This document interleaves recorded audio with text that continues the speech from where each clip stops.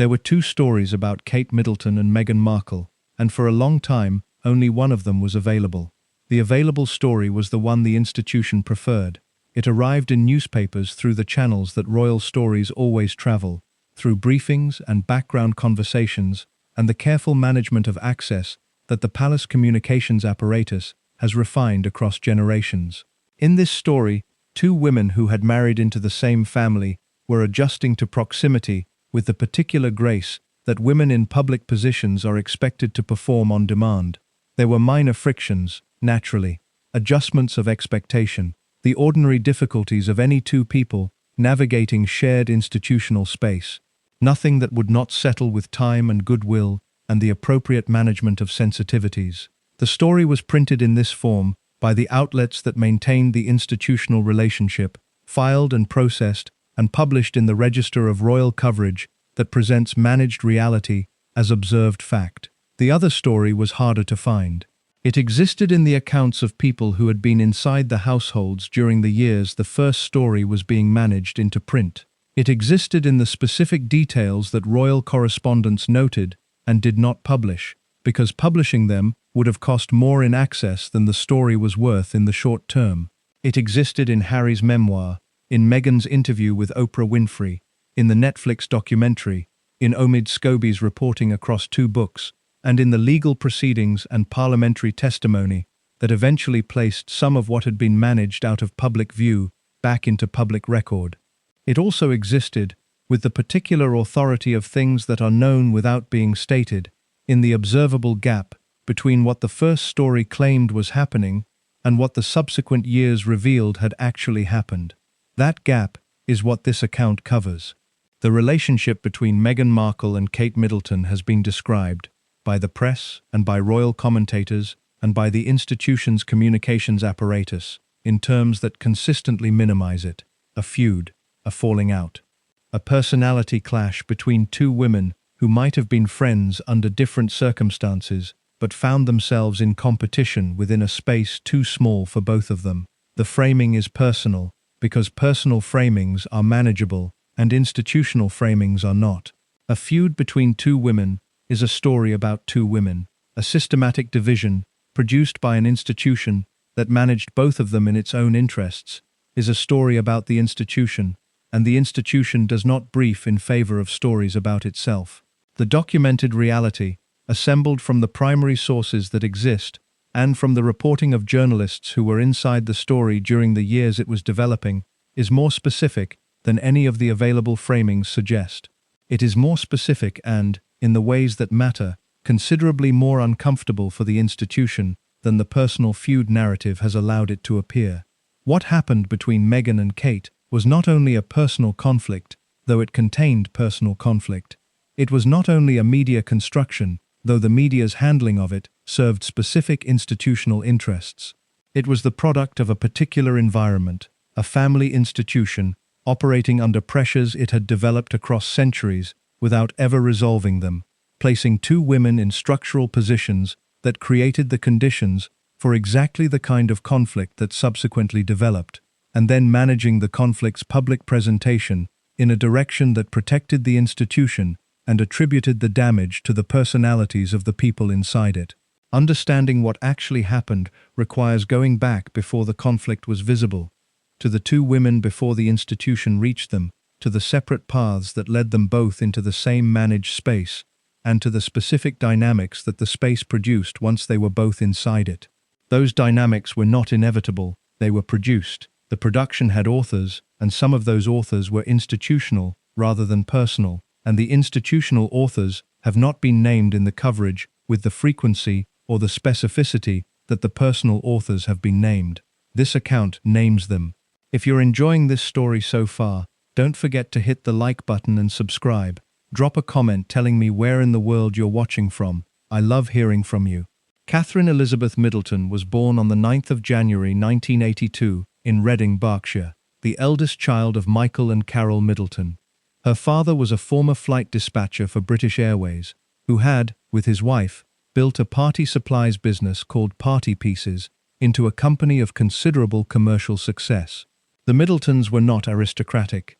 They were not connected to the establishment in the way that the families the royal institution had traditionally drawn its close associates from were connected. They were prosperous middle-class English people who had built something through work, and who had raised their children with the specific combination of ambition and social ease that prosperous middle-class English families produce when they are functioning well.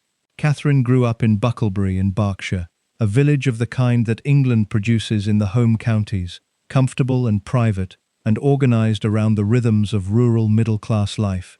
She was educated at St Andrew's School in Pangbourne, and then at Marlborough College, the independent school in Wiltshire that places its alumni in the particular stratum of English life where the codes of the establishment are absorbed through proximity rather than birth. By the time Catherine left Marlborough, she had the social fluency of someone who had spent her formative years inside environments where the unspoken rules of English upper-middle-class life were the operating language.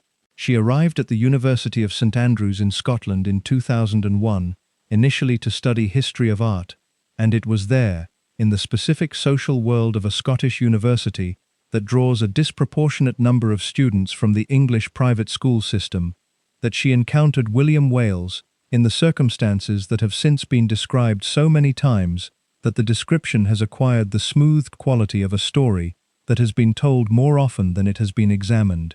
What has been examined less often is the specific quality of patience that Catherine's relationship with William required, and that Catherine provided across the decade between their meeting at St Andrews and their marriage in 2011. That decade contained a breakup and a reconciliation, and years of sustained public speculation about when and whether William would commit, and years of tabloid coverage that assessed Catherine against the implicit requirements of the position she was adjacent to, and years of institutional attention that was not yet formal but was nonetheless present, observing and noting and calculating. Catherine navigated that decade in a way that the palace later described, through its briefing network, as exemplary. The description was accurate but incomplete. What Catherine did across those years was not only navigate the institutional assessment patiently, she also, in a process that was partly deliberate and partly the result of sustained exposure, absorbed the institution's requirements to a degree that no one outside a very long relationship with the royal environment could have achieved. She learned, across 10 years of proximity without formal position, what the institution needed from the person beside its future king. She learned the dress codes, and the event protocols, and the press management, and the social expectations, and the particular way that the Windsor family communicates what it requires, without stating it directly. By the time she married William, on the 29th of April 2011, in the ceremony at Westminster Abbey that produced the global coverage of a royal wedding in its most successful form, Catherine had spent a decade in preparation that no formal institutional program could have provided. She had been assessed across those years by the institution's informal but highly developed assessment mechanism and had been found, consistently, to meet the requirements. The meeting of requirements was not effortless. It had cost her something, the specific cost of a decade of public scrutiny without institutional protection, of being assessed by the press in terms she had not agreed to be assessed in, of subordinating private preference to the institutional expectations that a future royal consort is required to meet before she has any formal standing. The cost was real. It was also, from the institution's perspective, the proof of suitability.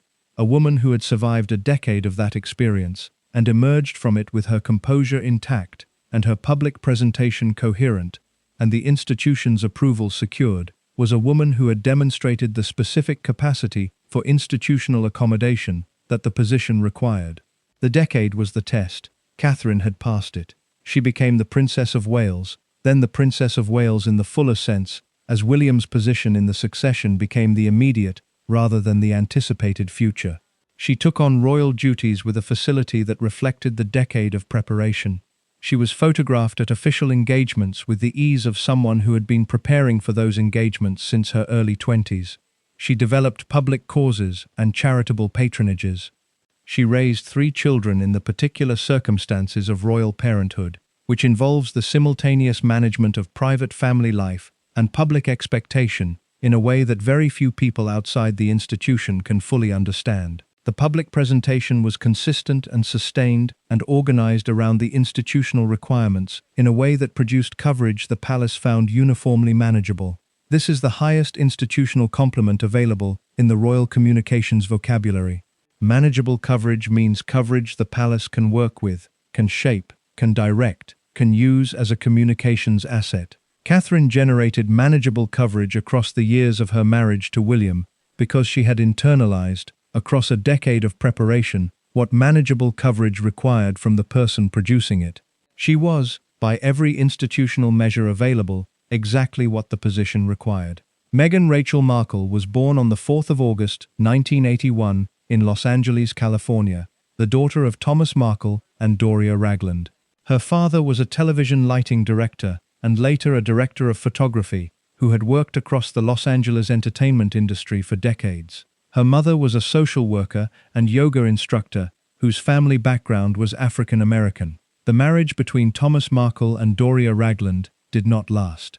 They divorced when Meghan was 6 years old. She was raised primarily by her mother in the View Park neighborhood of Los Angeles, spending time also with her father and maintaining relationships with her half-siblings from her father's previous marriage, relationships that would later become complicated in ways the press found commercially productive. She was educated at Immaculate Heart High School in Los Angeles, a Catholic girls' school where her academic record was strong and where she developed the specific confidence that performance training gives young people who discover they are good at it. She had been interested in acting since childhood. She pursued it with the deliberateness of someone who understood that the entertainment industry rewards sustained effort as much as it rewards talent, and she brought to the pursuit the same quality of patient application that would characterize her later navigation of entirely different institutional pressures. She attended Northwestern University in Evanston, Illinois, where she studied theater and international studies, a combination that was not the conventional route into the Los Angeles acting world, but that gave her an intellectual formation and a range of reference that she would deploy consistently throughout her later public career. The international studies component reflected an interest in the world beyond the entertainment industry that would eventually produce the humanitarian work she was doing when she met Harry. Her acting career developed across the first decade of the 2000s in the specific way that careers develop in the entertainment industry, when the person pursuing them is competent and professional and persistent, but has not yet found the role that converts those qualities into the kind of visibility that changes a career's trajectory. She had recurring roles in television series, guest appearances, a feature film. She was working steadily in a competitive industry. She was not yet famous in any significant sense. The role that changed the trajectory was Rachel Zane in Suits, the legal drama that began airing on the USA Network in 2011. The role gave Meghan a sustained platform and a dedicated audience and the kind of professional recognition that comes from performing consistently well in a popular series across multiple seasons.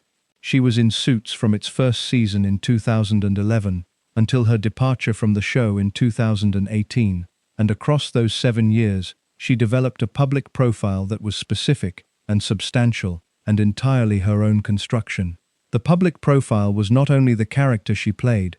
Meghan had been developing, across the years of the Suits run, an independent public voice organized around humanitarian causes and gender equality, and the specific concerns of someone who had grown up biracial in Los Angeles and had thought carefully about what that experience meant and what it required from someone with a public platform. She had a blog called The Tig, which she ran from 2014 to 2017, in which she wrote about food and travel and lifestyle and social issues with a directness and an authority that the entertainment industry's public relations machinery does not typically produce in its clients. She was a United Nations women advocate. She had traveled to Rwanda and Afghanistan in connection with the work. She had given speeches and written pieces that reflected a genuine engagement with the issues she was advocating on, rather than the performed engagement that celebrity philanthropic work sometimes produces. The engagement was real in the way that Chelsea Davies' directness had been real, the quality of someone who has formed their own views through their own experience and expresses those views in their own terms, rather than in terms an institution has approved. This is the specific quality that connected Meghan to the women who had preceded her in Harry's life, and that distinguished both of them from Catherine. Not as a judgment about the relative merits of different approaches to public life, as a description of what the institution around Harry was about to encounter and what its response to the encounter would be. Catherine had spent a decade learning to exist inside the institution's requirements before she formally entered it. The learning had been gradual and voluntary, and organized around the institution's own development of her suitability. By the time she married William, the institution and Catherine had reached a mutual accommodation that served both parties. The institution had the Princess of Wales it needed. Catherine had the position and the protection and the institutional support that the position provided. Meghan arrived without the decade. She arrived without the gradual accommodation, without the years of informal preparation, without the absorbed institutional knowledge that Catherine had been building since 2001. She arrived as a 35-year-old woman with a fully formed public identity, an established professional career, a public voice she had been developing independently for years, and a set of values and self-understandings that were organized around her own experience rather than around the institution's requirements. She arrived, in other words, as herself. The institution's response to people who arrive as themselves, without the prior accommodation that the institution prefers, is the response that the previous parts of this account have documented across Harry's relationships with Chelsea and Cressida. It conducts an assessment. The assessment applies criteria that are real but unstated, organized around the institutional template for suitability that has been built across generations, without anyone sitting down to examine whether the template makes sense. The assessment produces a management strategy. The management strategy is deployed in the institution's interests and described as being in the interests of the person it is applied to. The assessment of Meghan was conducted, as all such assessments are conducted, rapidly and from a distance, and by people who had not spent significant time with her. It produced a management strategy that reflected the assessment's findings, which were organized around the list of ways in which Meghan's existing public identity represented complications for the institutional narrative. She was American, which the institution could manage, having managed foreign nationals in the royal circle before. She was an actress, which was the first complication of a specific kind, because the entertainment industry produces people with a relationship to public performance and image management that the royal institution finds difficult to accommodate.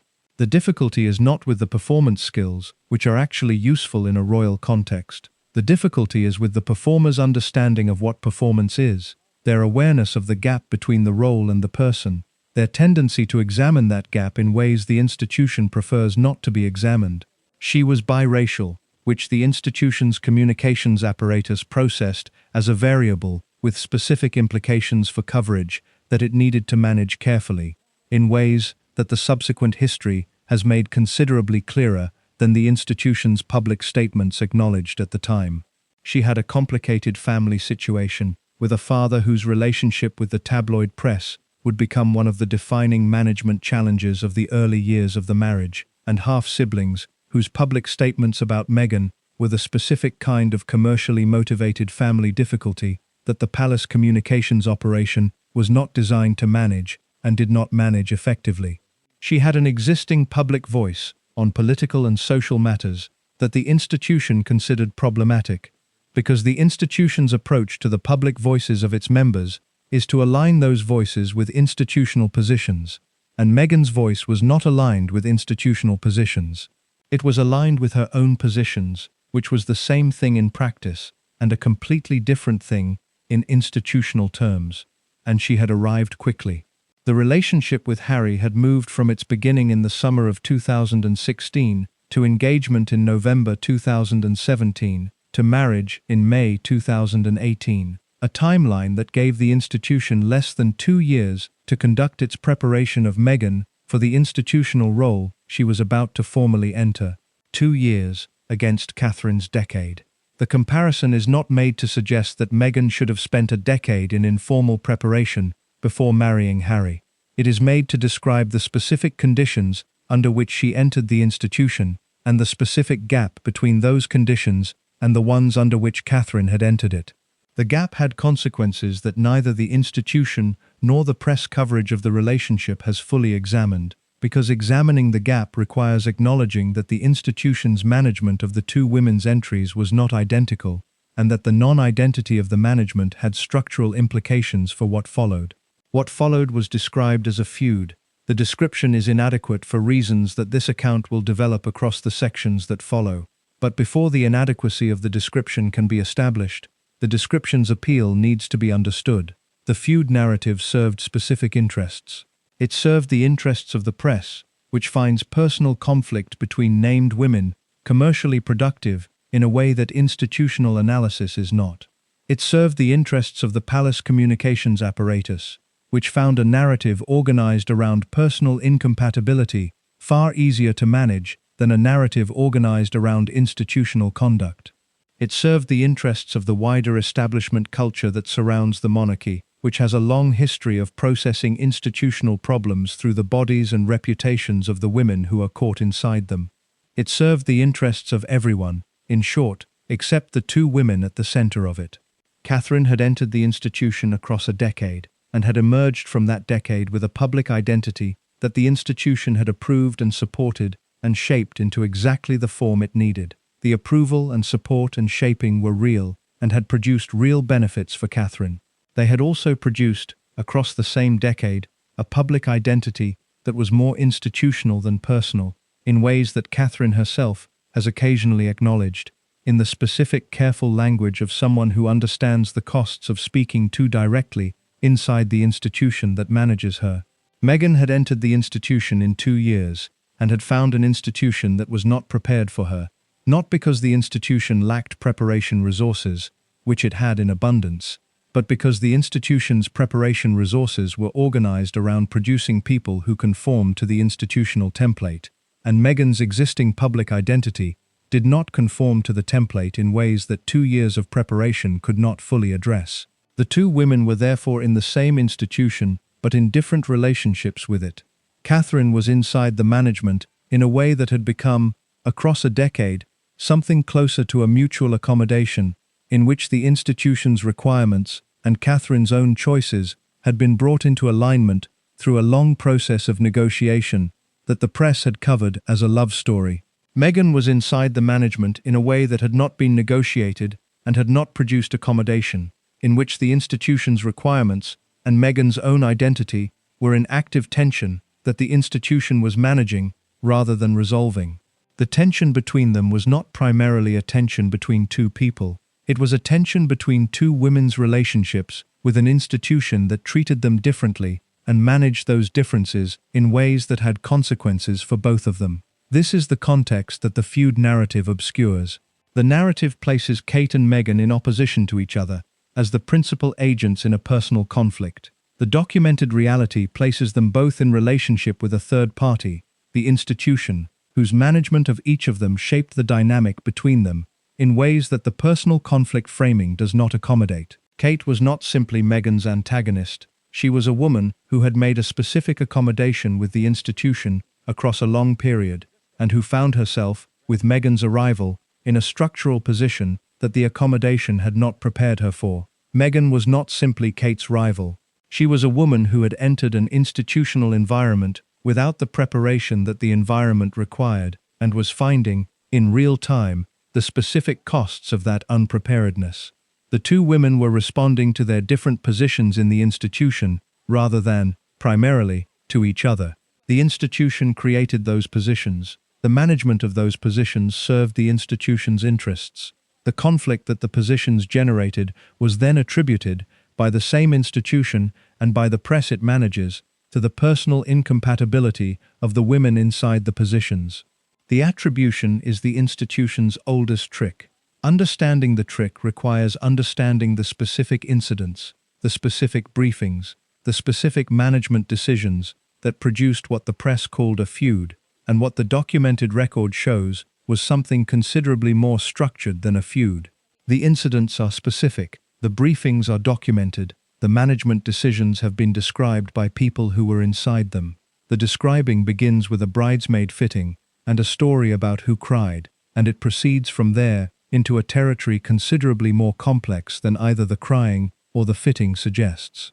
But the complexity begins here, in the description of two women entering the same institution by entirely different routes, finding themselves in structural positions the institution had produced rather than chosen, and being told by the institution's management apparatus and the press that absorbs its briefings that what happened next was their fault. Catherine had been told, across a decade, that the institution was preparing her for what came next. The preparation was real. What it had not prepared her for was sharing the institutional space with someone who had not been through the preparation and did not accept that the preparation was necessary. Meghan had not been told that preparation was required.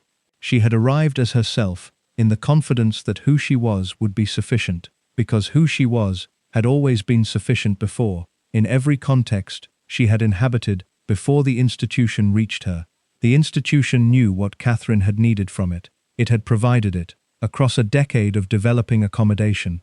It did not know what Meghan needed, partly because it had not asked, and partly because what Meghan needed was something the institution was not organized to provide. What Meghan needed was to be met as herself, rather than managed into the shape the institution required.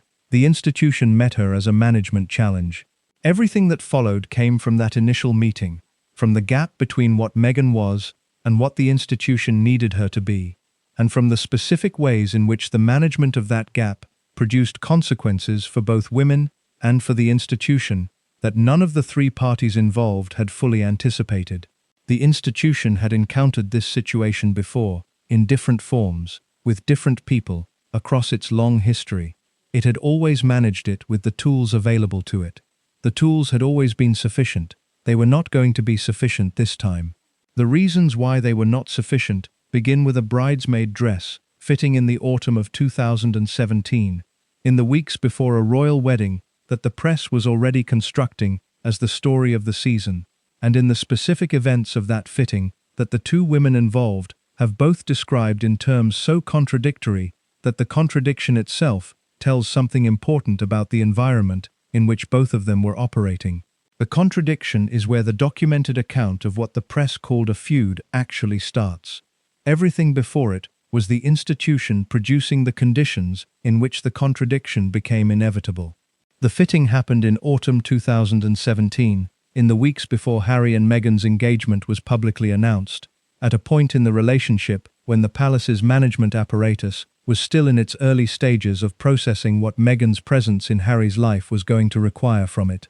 The specific details of what occurred at the fitting have been described by both women involved, in contexts separated by several years and considerable institutional pressure, in terms so different from each other that the gap between the descriptions is itself one of the most revealing documents of the period. The fitting was for Princess Charlotte's bridesmaid dress for the wedding of Harry and Meghan, which was scheduled for May 2018 at Windsor Castle.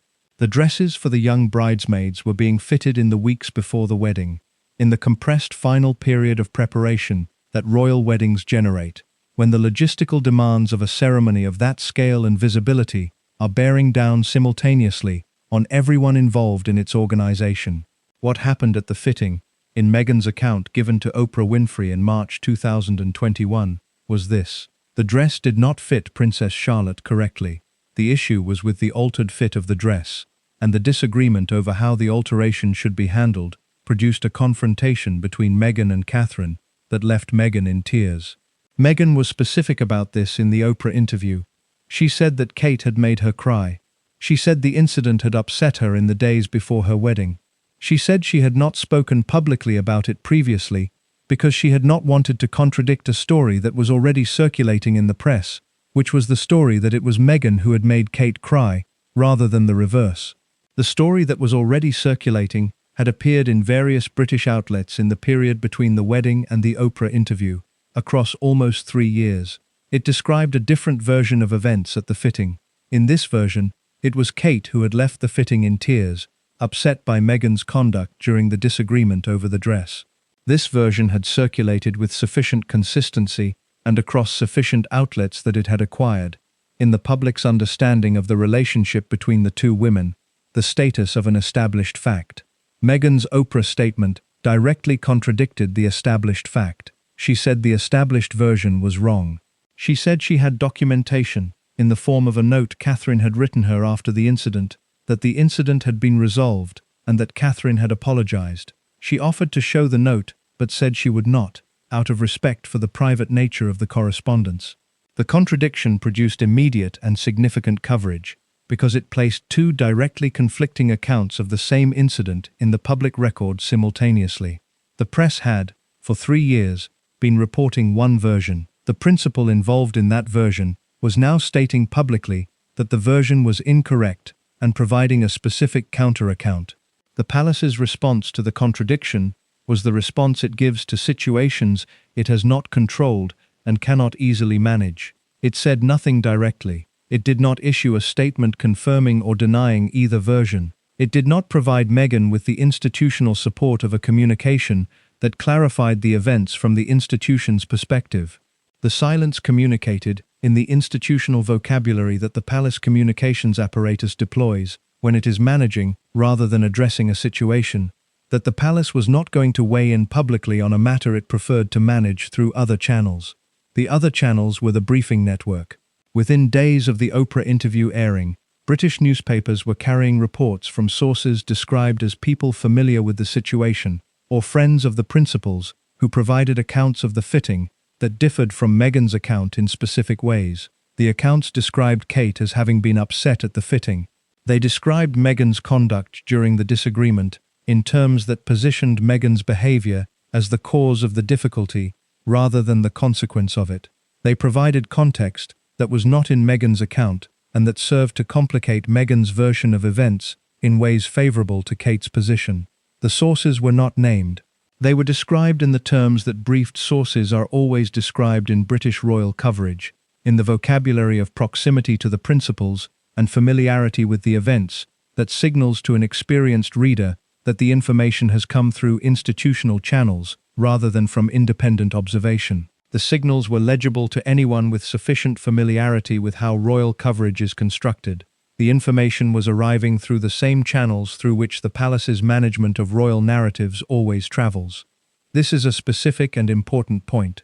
The briefing against Meghan's account of the crying incident was not necessarily coordinated by the palace's formal communications operation. The palace communications operation does not always need to coordinate these things directly. It maintains relationships with a press ecosystem that has developed, across generations of covering the royal family, a sophisticated understanding of the institution's preferences and a set of incentives organized around maintaining the access relationships that depend on the institution's approval. When the institution's preferences in a particular area are understood, the ecosystem can produce coverage that reflects those preferences without requiring explicit instruction in each individual case. The preference in the case of the crying incident was legible. The palace had a communications interest in a version of the story that positioned Kate's conduct as the aggrieved party and Meghan's conduct as the cause of the difficulty. This preference was legible not because the palace had stated it, but because it was consistent with the overall pattern of coverage that had been developing across the months between Meghan's marriage and the Oprah interview, a pattern in which the briefing network had consistently produced stories that reflected well on Kate's adaptation to the royal role and that attributed the tensions between the two households to Meghan's conduct and character. The pattern had not been examined publicly in its structural dimension before the Oprah interview made the examination unavoidable. The specific stories that the briefing network had produced across those months, the stories about Meghan making staff cry, about Meghan sending emails at 5 in the morning, about Meghan's management style being difficult, about Meghan's demands being unreasonable, had been presented as independent reporting of observed institutional behavior rather than as the output of a coordinated briefing strategy. The Oprah interview, by directly addressing the crying incident and providing a counter-account, forced a public examination of where those stories had been coming from and whose interests they had been serving. The examination was uncomfortable for the institution because the honest answer to those questions pointed in directions the institution did not prefer to be pointed. But before pursuing those directions, which belong to a later part of this account, it is necessary to establish what the crying incident itself, independent of its coverage, actually tells about the environment in which it occurred. The incident occurred during the preparation for a royal wedding in a period of intense institutional pressure, in which the logistical and communications demands of a major royal event were bearing down simultaneously on everyone involved. Wedding preparations of this scale involve dozens of simultaneous moving parts, each of which is managed by a combination of institutional staff and the principal's own preferences, and the combination is not always harmonious. The disagreement over Princess Charlotte's bridesmaid dress was, in the specific logistical sense, a dispute about how a dress-fitting alteration should be handled. It became something more than that, because the people involved were in a relationship with each other and with the institution that gave the specific dispute a context that amplified its emotional charge. Catherine was the sister-in-law of the person whose wedding it was. She had been in the royal institution for 6 years at this point, had navigated its requirements across those 6 years with the composure that her decade of preparation had developed, and was operating in the wedding preparation period as one of the senior women in the institutional environment. Her position in the institution was established and secure. Her public role was defined and supported. She had the institutional weight of a decade of managed coverage behind her. Meghan was preparing for her own wedding, in the final weeks of a process that had been considerably more compressed than Catherine's had been. She had entered the institution less than 2 years before, and was navigating its requirements with the specific difficulty of someone who has not had the decade of preparation that makes the navigation feel natural. She was dealing, simultaneously, with the management of a wedding of global significance, with the press coverage of the relationship that was already producing the specific register of scrutiny that the British tabloids apply to women entering royal orbits, and with the early signs of the family difficulties involving her father that would become one of the defining challenges of the wedding period. The environment in which the fitting took place was therefore not a neutral environment. It was a highly pressured environment in which 2 women in very different institutional positions were navigating a logistical disagreement in the final weeks before a major public event, each of them carrying the specific weight of their different relationships with the institution, and neither of them operating in conditions that made the navigation easy. What happened in that environment, according to the 2 available accounts, was a disagreement that was resolved, but that left at least one of the people involved upset, and that was subsequently described in the press in a version that served one party's interests and contradicted the other party's account.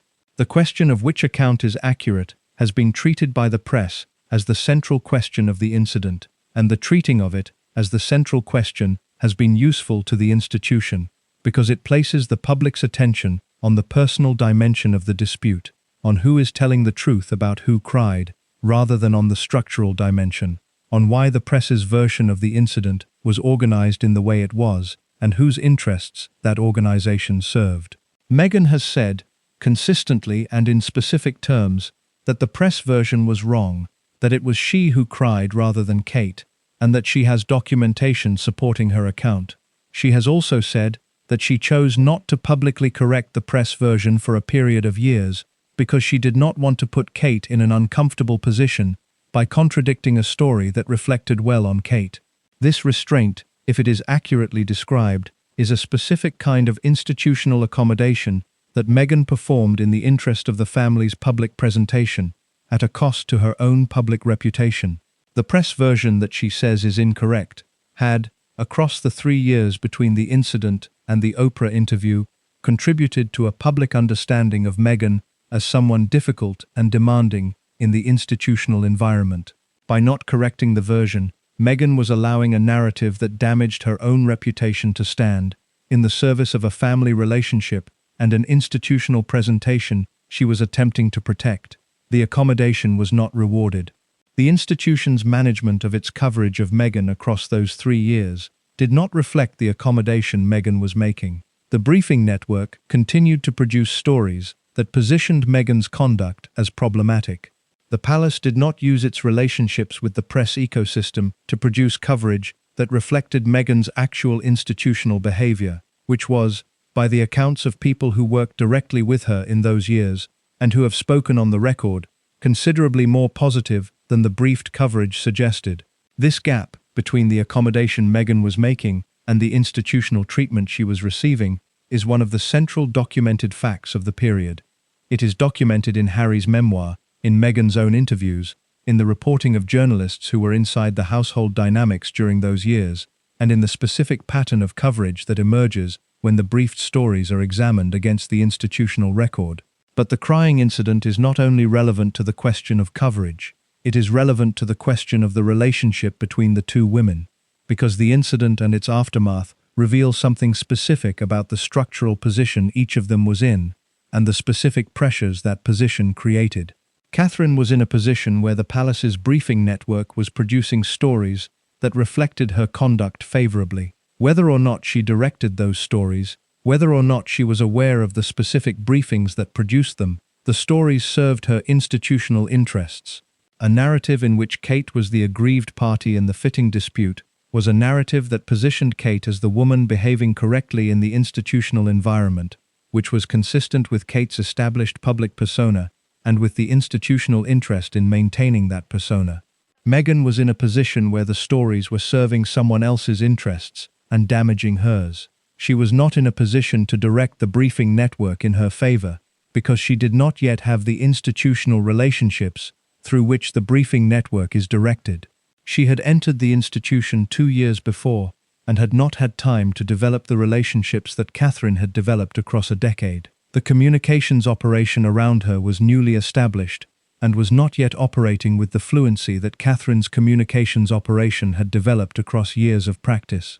The structural asymmetry in the two women's institutional positions produced, in the case of the crying incident, and in the broader coverage pattern of which the crying incident was a part, an asymmetry in how their conduct was covered and assessed. Catherine's conduct was covered through a briefing network that had a decade of relationship with her communications operation. Meghan's conduct was covered through a briefing network that was simultaneously being managed by that same operation, by the wider royal household, and by sources whose institutional allegiances were not with the incoming American actress, but with the established British princess. This is not a conspiracy. It is a description of how the institution's communications ecology operated in practice, and it is a description that the subsequent documented record supports. The palace communications apparatus is not a monolithic organization with a single management agenda. It is a network of relationships between different offices and different staff, with different institutional allegiances and different communications interests. The Sussex household's communications operation was, in 2017 and 2018, newer and less established than the Wales household's communications operation, and the coverage produced by the briefing network reflected that asymmetry. Harry was aware of the asymmetry and was increasingly frustrated by it.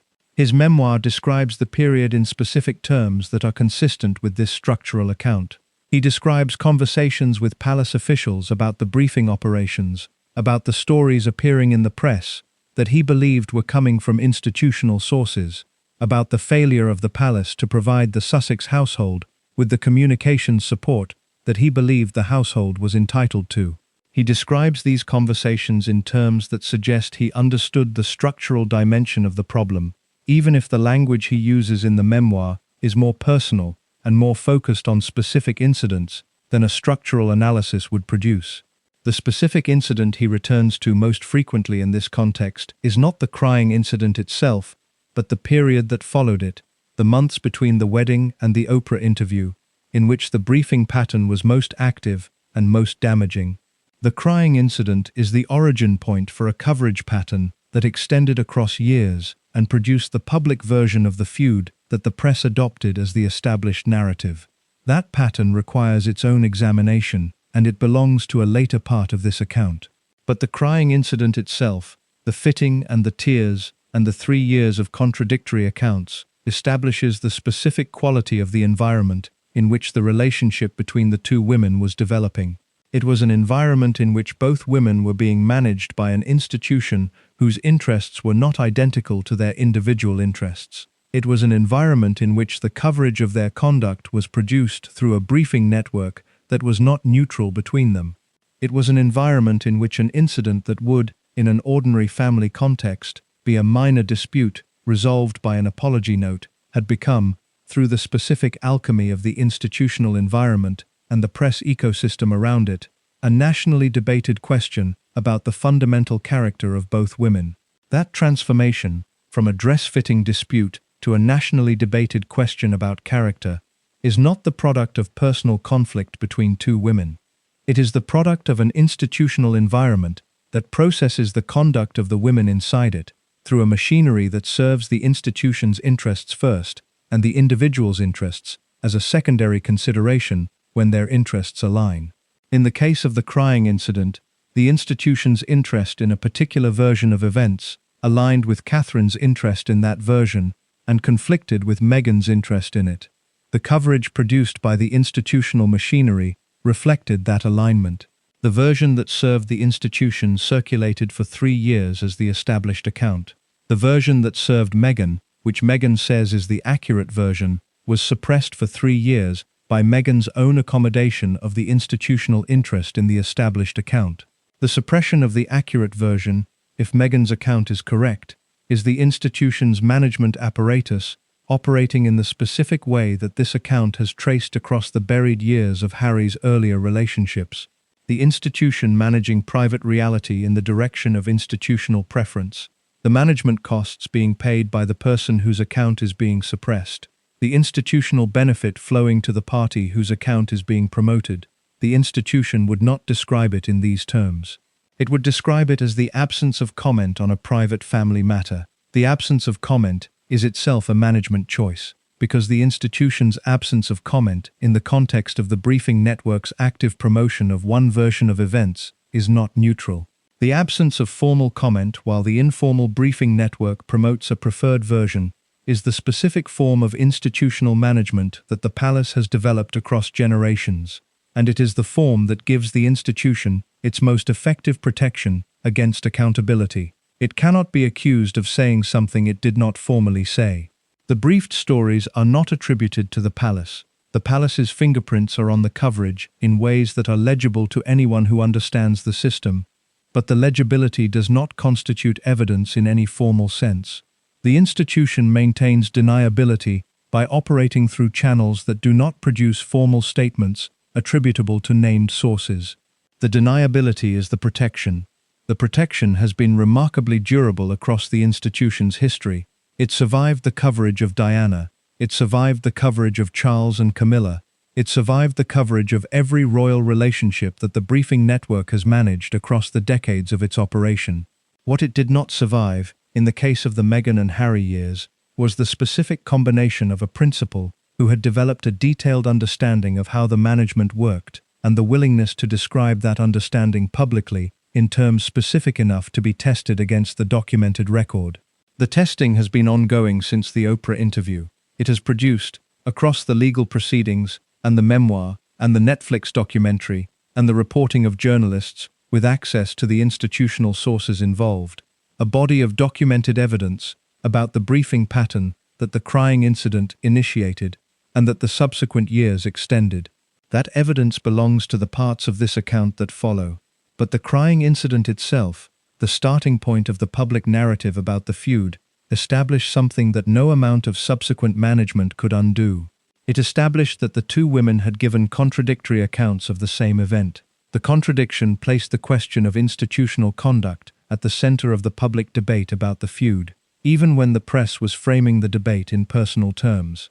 The contradiction asked whether or not the press chose to pursue the question, whose version was being promoted, and why, and by whom, and in whose institutional interest. The asking of that question is the thing the institution had not anticipated when the briefing network produced the first version of the crying story in the months after the wedding.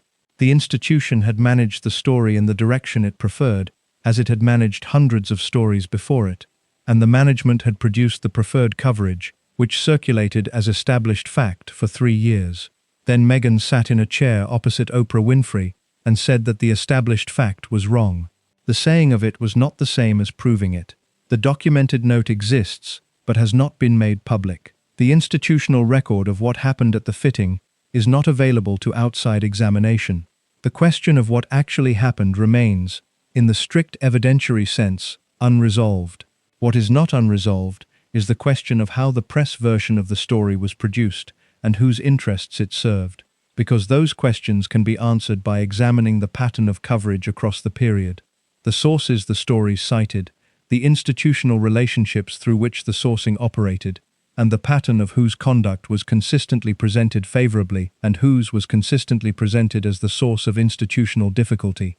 The pattern is clear. It has been clear across the documentation that has accumulated since the Oprah interview.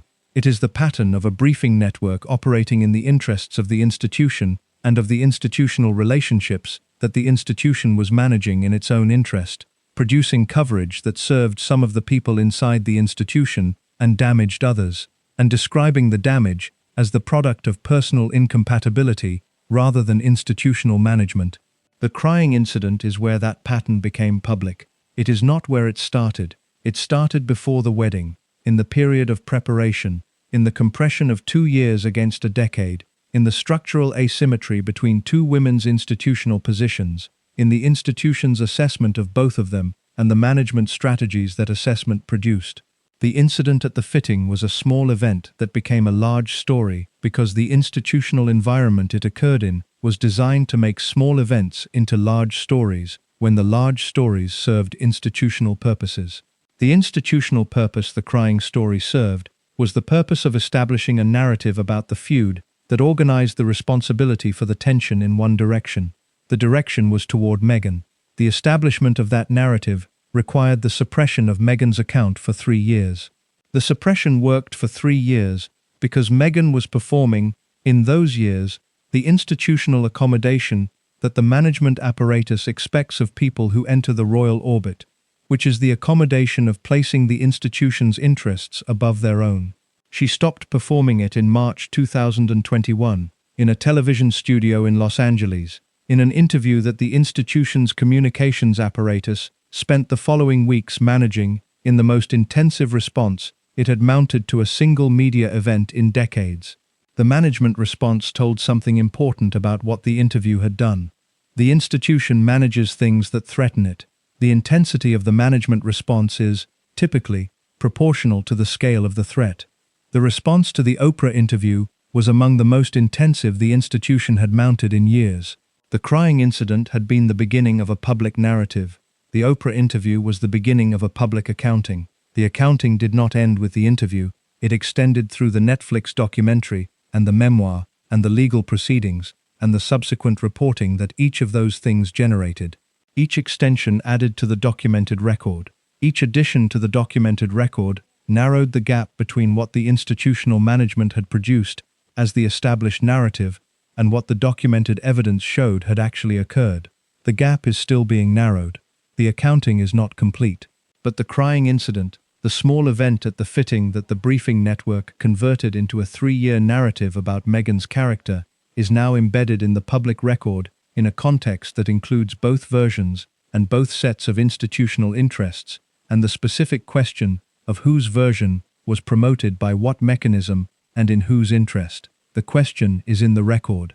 The record is permanent. The institution knew how to manage a story. It did not know how to manage a story once the person the story was about had left the institution, had found a platform outside the institution's management reach, and had decided that the accommodation she had been performing for 3 years was no longer something she was willing to provide. The fitting had been the first test of what the institutional environment would do to the relationship between the two women. The Oprah interview would be the last. In between those two events were 3 years in which the institutional machinery produced a coverage pattern that shaped the public understanding of the feud in the institution's preferred direction, and in which the people inside the machinery made specific decisions that had specific consequences for specific people. Those decisions and their consequences belong to what comes next. The formal separation of the Sussex and Cambridge households in March 2019 was presented by the palace's communications apparatus as an administrative development reflecting the natural evolution of two senior working royal couples whose charitable and institutional portfolios had grown to a scale that justified separate operational support. The framing was organizational. It described a practical division of labor between two households whose combined workload had exceeded what a single shared office could efficiently manage. It was presented as a sensible structural adjustment rather than what the people inside both households understood it to be. What the people inside both households understood it to be was the institutional acknowledgement of a breakdown that had been developing for considerably longer than the announcement implied, across a period in which the two households had gone from sharing a communications operation and a charitable foundation to operating in a state of institutional tension that the shared infrastructure had become incapable of containing. The breakdown did not begin in March 2019. It began earlier, in the period between Harry and Meghan's wedding in May 2018 and the end of that year, in the months when the Sussex household was establishing itself within the existing structure of Kensington Palace and discovering, in real time, what operating within that structure meant in practice. The existing structure was the structure that the Cambridge household had been building since William and Catherine's marriage in 2011. 7 years of institutional development had given the Cambridge communications operation a set of relationships, a set of working practices, a set of institutional understandings with the wider palace apparatus and with the press ecosystem around it, that the new Sussex household was entering without equivalent development. The Sussex household was new. The Cambridge household was established. The asymmetry was structural and immediate, and had consequences that neither household's communications staff fully managed in the early period. The consequences were specific. The Cambridge communications operation had relationships with royal correspondents that the Sussex operation had not yet built. The Cambridge operation had established working practices with the Palace Press Office that reflected 7 years of collaboration. The Cambridge operation understood the palace's internal hierarchy and the specific ways in which institutional resources were allocated and decisions about coverage were made. The Sussex operation was learning all of these things from a position of institutional newness, in an environment that was not organized to support the learning. The palace's internal hierarchy in this period was not neutral between the two households. It could not have been neutral because the hierarchy was organized around the succession, and the succession positioned William as the direct heir and Harry as the spare, and the institutional weight attached to those positions was real and had practical consequences for how each household was treated by the wider palace apparatus. William's household received the institutional support appropriate to the future king's office. Harry's household received the institutional support appropriate to a senior working royal whose position was significant, but whose place in the succession was secondary.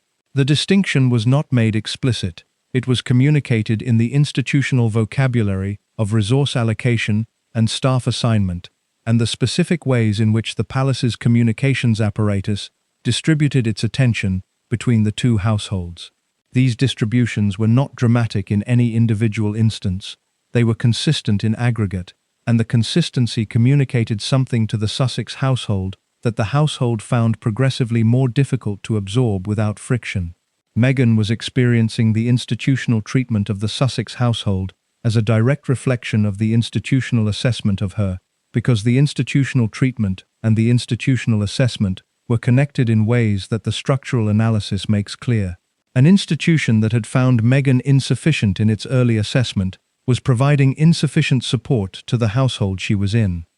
The provision of insufficient support was experienced by Meghan as confirmation of the insufficiency finding, which produced in her a response that the institution found difficult to manage and that the Cambridge household found difficult to be proximate to. The response was not passive. Meghan was not a person who received inadequate institutional support and adjusted her expectations accordingly, which is the response the palace's management apparatus prefers in people it has found insufficient, because the adjusted expectation makes the inadequacy sustainable. Meghan was a person who received inadequate institutional support and sought to address the inadequacy directly through the communications channels available to her, which meant through the Sussex communications staff and through Harry's interventions with palace officials on behalf of the household. The seeking of redress for institutional inadequacy is not, in the palace's management vocabulary, the correct response to institutional inadequacy. The correct response is the adjusted expectation, the patience, the gradual development of institutional relationships through which the inadequacy is addressed, over time, without requiring explicit acknowledgement that the inadequacy exists. This is the response Catherine had developed across her decade of preparation. It is the response the institution rewards. It is also the response that requires a specific form of institutional conditioning that Meghan had not received and did not have. Harry's interventions on behalf of the household were a different kind of institutional complication. Harry was not, by 2018, the conditioned second son who accepted the institution's resource allocations as natural and appropriate. He was a person who had spent the better part of 2 decades developing an increasingly critical understanding of how the institution's management apparatus worked and whose interests it served, and he was now in a position where the apparatus was operating against his household in ways that had concrete daily consequences for his wife. He raised the issues with palace officials in the direct vocabulary that his developing confidence in his own understanding of the institutional operations had produced. The raising of these issues was not welcomed in the way that raising issues is not welcomed in institutions that are not organized to receive criticism of their own management practices.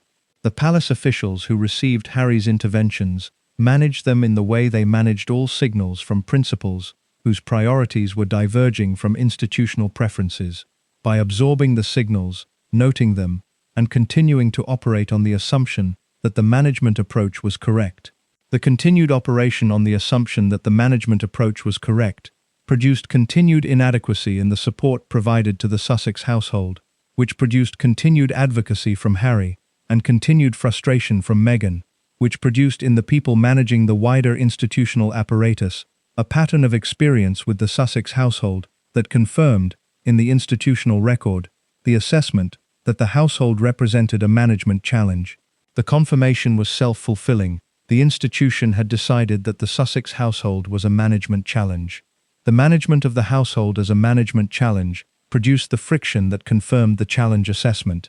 The confirmation justified the management approach. The management approach produced more friction. The cycle had no internal mechanism for interruption because the institution was not organized to examine whether its own management practices were producing the outcomes they were producing.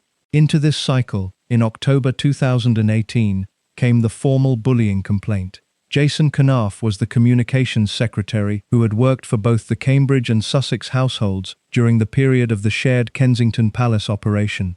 He filed a formal complaint with the palace's human resources apparatus in October 2018, alleging that Meghan had bullied members of staff.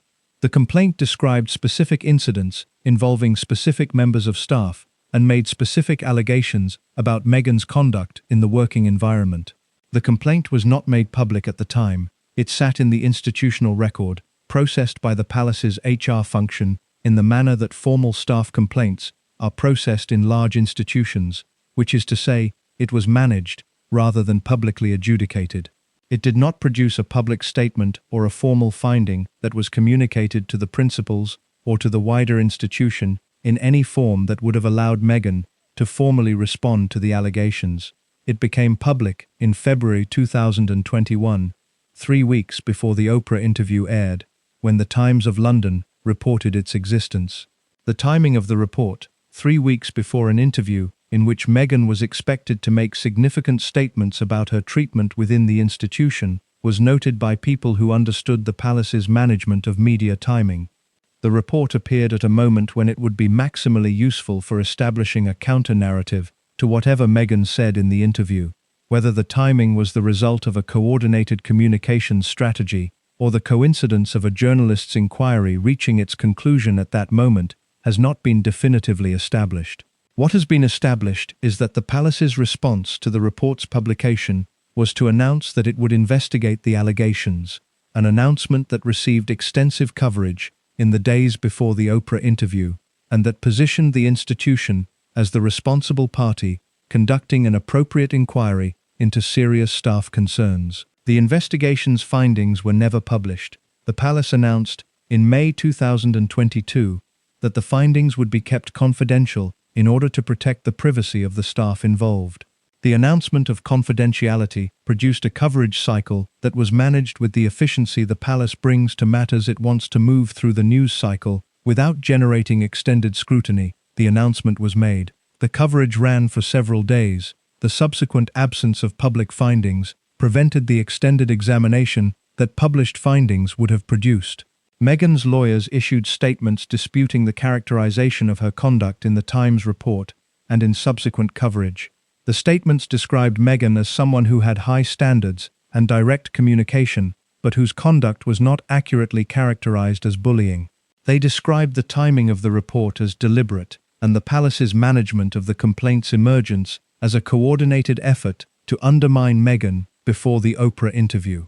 The dispute between these characterizations is not fully resolvable from the public record, because the full institutional record is not public.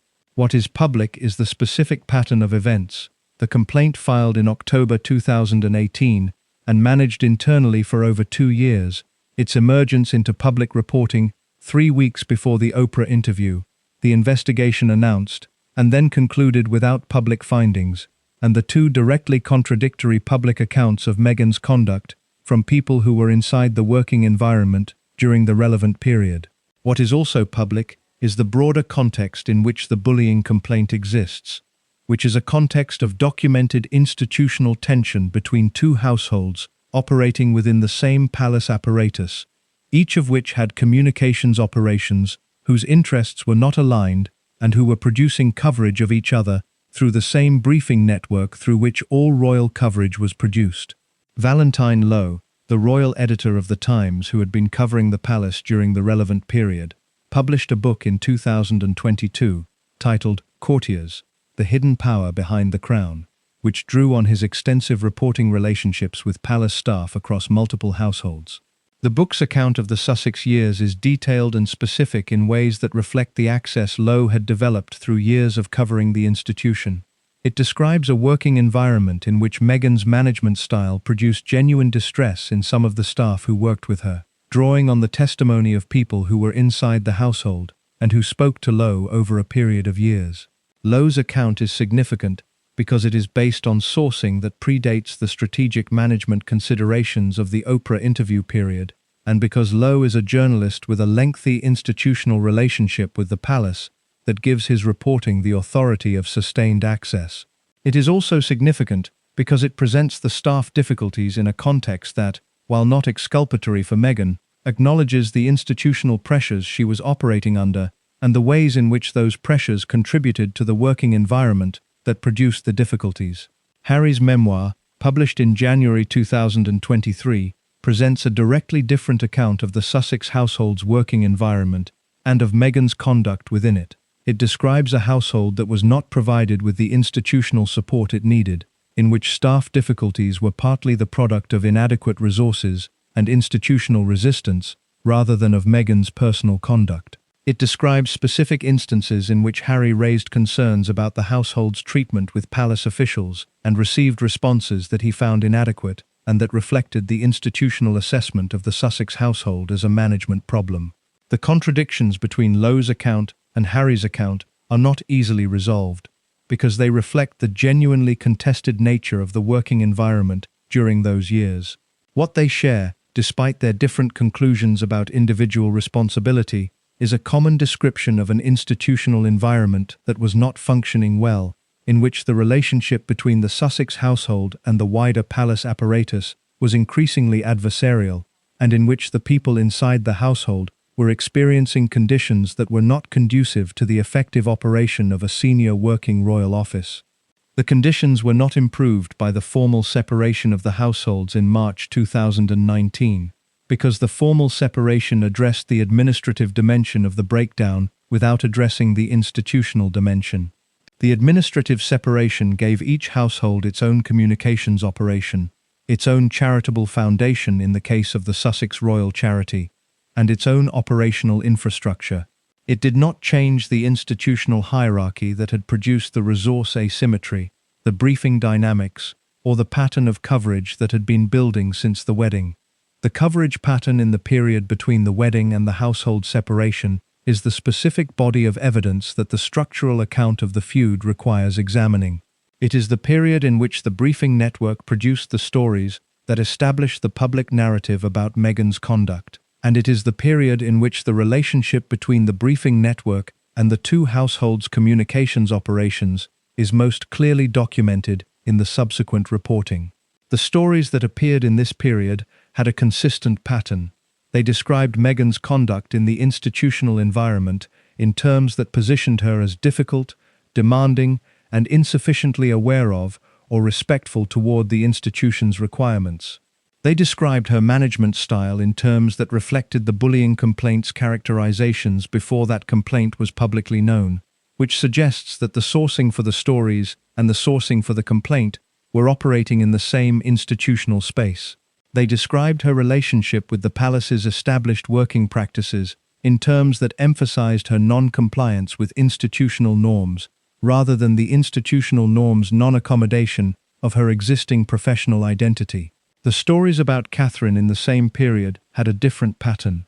They described Catherine's conduct in terms that emphasized her compliance with institutional requirements, her composure under pressure, her appropriate management of the institutional role. They positioned her as the woman who understood what the position required and was providing it, in implicit contrast to the woman who did not understand what the position required and was not providing it. The contrast was produced by a briefing network operating through the same channels and drawing on sources with overlapping institutional relationships. The specific sourcing of individual stories is not always traceable. The pattern across multiple stories over an extended period is traceable, and the pattern shows a consistent direction in which coverage of the two women's institutional conduct was organized. Harry's memoir describes this pattern in terms that are specific about his understanding of its source. He describes conversations with palace officials in which he raised concerns about stories he believed were coming from institutional sources within the Cambridge household's communications operation, or from palace staff whose institutional allegiances were with the Cambridge household rather than the Sussex one. He describes the response to these conversations as inadequate, as the management of his concerns rather than the investigation of them. He also describes a specific incident in which he and William had a direct confrontation about the briefing pattern, in terms that make clear he believed his brother's household was a source of coverage that was damaging to Meghan. The confrontation, as Harry describes it in his memoir, produced a conversation in which William's response was not a denial of the briefing, but a defense of the institution's right to manage coverage in ways that William, as the heir, understood as legitimate institutional practice. The conversation, if accurately described, tells something important about the difference between William's and Harry's relationship with the institutional briefing apparatus at this point. William had grown up as the heir, with the institutional weight of his succession position giving him an understanding of the palace's communications operations as serving his interests and the institution's interests simultaneously. The briefing network was, from this perspective, a resource available to the institution that the heir could work with, and that worked with him. Harry had grown up as the spare, with a developing understanding of the briefing network as an apparatus that served the institution's interests rather than his own, and that operated against the people he loved when those people's presence was inconvenient to the institutional narrative. The difference in their relationships with the briefing apparatus was not a difference in character, it was a difference in institutional position, and the institutional position had given them each a different set of experiences of what the briefing apparatus was for and who it served. William experienced the briefing apparatus as an institutional resource that aligned with his interests, because his interests and the institution's interests were, in his position as heir, more closely aligned than Harry's were. Harry experienced it as an apparatus whose interests and his interests were diverging, because the divergence had been building across the 2 decades of his adult life and was now expressing itself in the coverage of his wife. The household's formal separation in March 2019 did not resolve this divergence. It formalized it. 2 separate communications operations, each with their own institutional relationships and their own briefing capacities, were now operating in the same press ecosystem with interests that were not aligned and that the briefing network was not organized to manage simultaneously. The result was a briefing pattern that continued in the direction it had been going. The Sussex household's communications operation was newer and less established than the Cambridge operation, which meant it had fewer relationships with the senior royal correspondents through which the most influential royal coverage was produced. The The Cambridge operation had the relationships developed across years of Catherine's institutional engagement, and those relationships produced coverage that reflected the institutional preferences those relationships were built to serve. The Sussex operation attempted to build its own relationships, with mixed results that reflected the structural difficulty of building institutional press relationships from a position of relative institutional newness, while simultaneously operating under the coverage produced by a more established competing operation. The attempt produced some coverage sympathetic to Meghan and Harry's perspective, primarily through outlets and journalists outside the traditional royal correspondent network. But the traditional network remained the dominant producer of institutionally authoritative royal coverage, and the traditional network's production reflected the institutional relationships that had shaped it. The specific incidents that the two households' communications operations were managing in this period were the incidents that have since become the documented record of the feud's most active phase. The Meghan letter to her father, which the Mail on Sunday published in February 2019, and which Harry and Meghan subsequently pursued through the courts in a legal case that established a landmark privacy ruling, was one such incident. The coverage of the letter drew on sourcing that Harry and Meghan believed reflected institutional briefing, though the specific source of the information that produced the coverage was contested across the subsequent legal proceedings. The legal case itself, brought by Meghan against Associated Newspapers, the publisher of the Mail on Sunday, was won by Meghan on appeal in February 2021, in a finding that the publication of the letter had breached her privacy and copyright. The finding was significant not only in legal terms, but in what it established about the relationship between the palace's management of private information and the press's use of that information, a relationship that the legal proceedings brought into a more specifically documented form than the informal accounts of the briefing network had previously produced.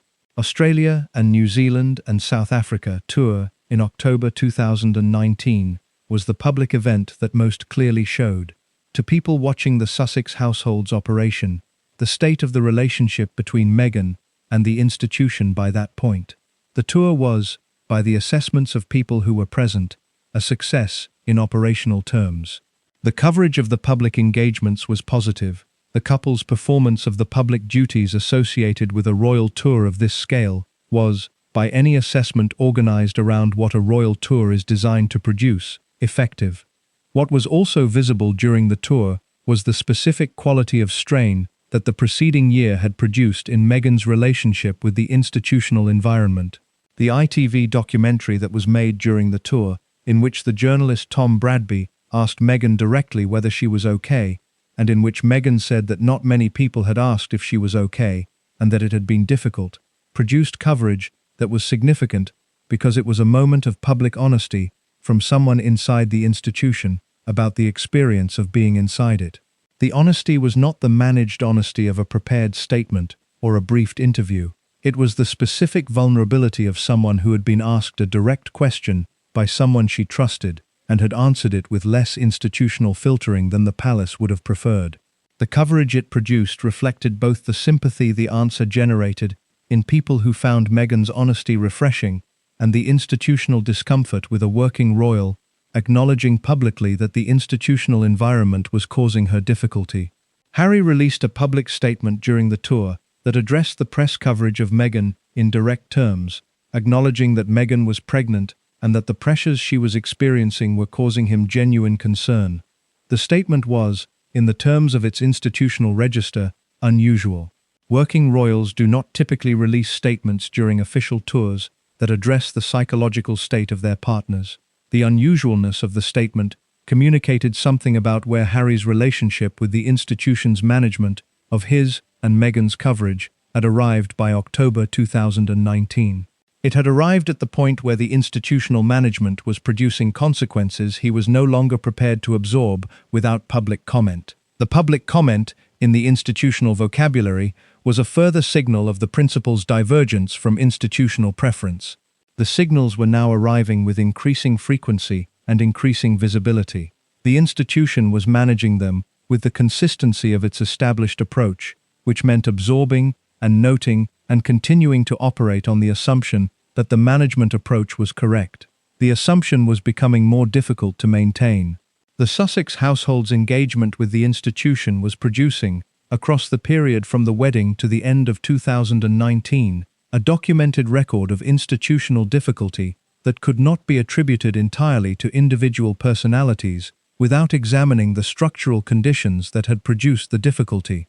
The structural conditions were the conditions this account has been tracing across the preceding sections: the resource asymmetry between the two households, the briefing pattern that served the Cambridge household's institutional interests and damaged the Sussex household's public standing, the failure of the institution to provide Meghan with the support she needed in the specific ways that she needed it, and the systematic management of Harry's advocacy for his household as a principal deviation from institutional preference rather than as a legitimate expression of a working royal's concerns about the institutional support provided to his office.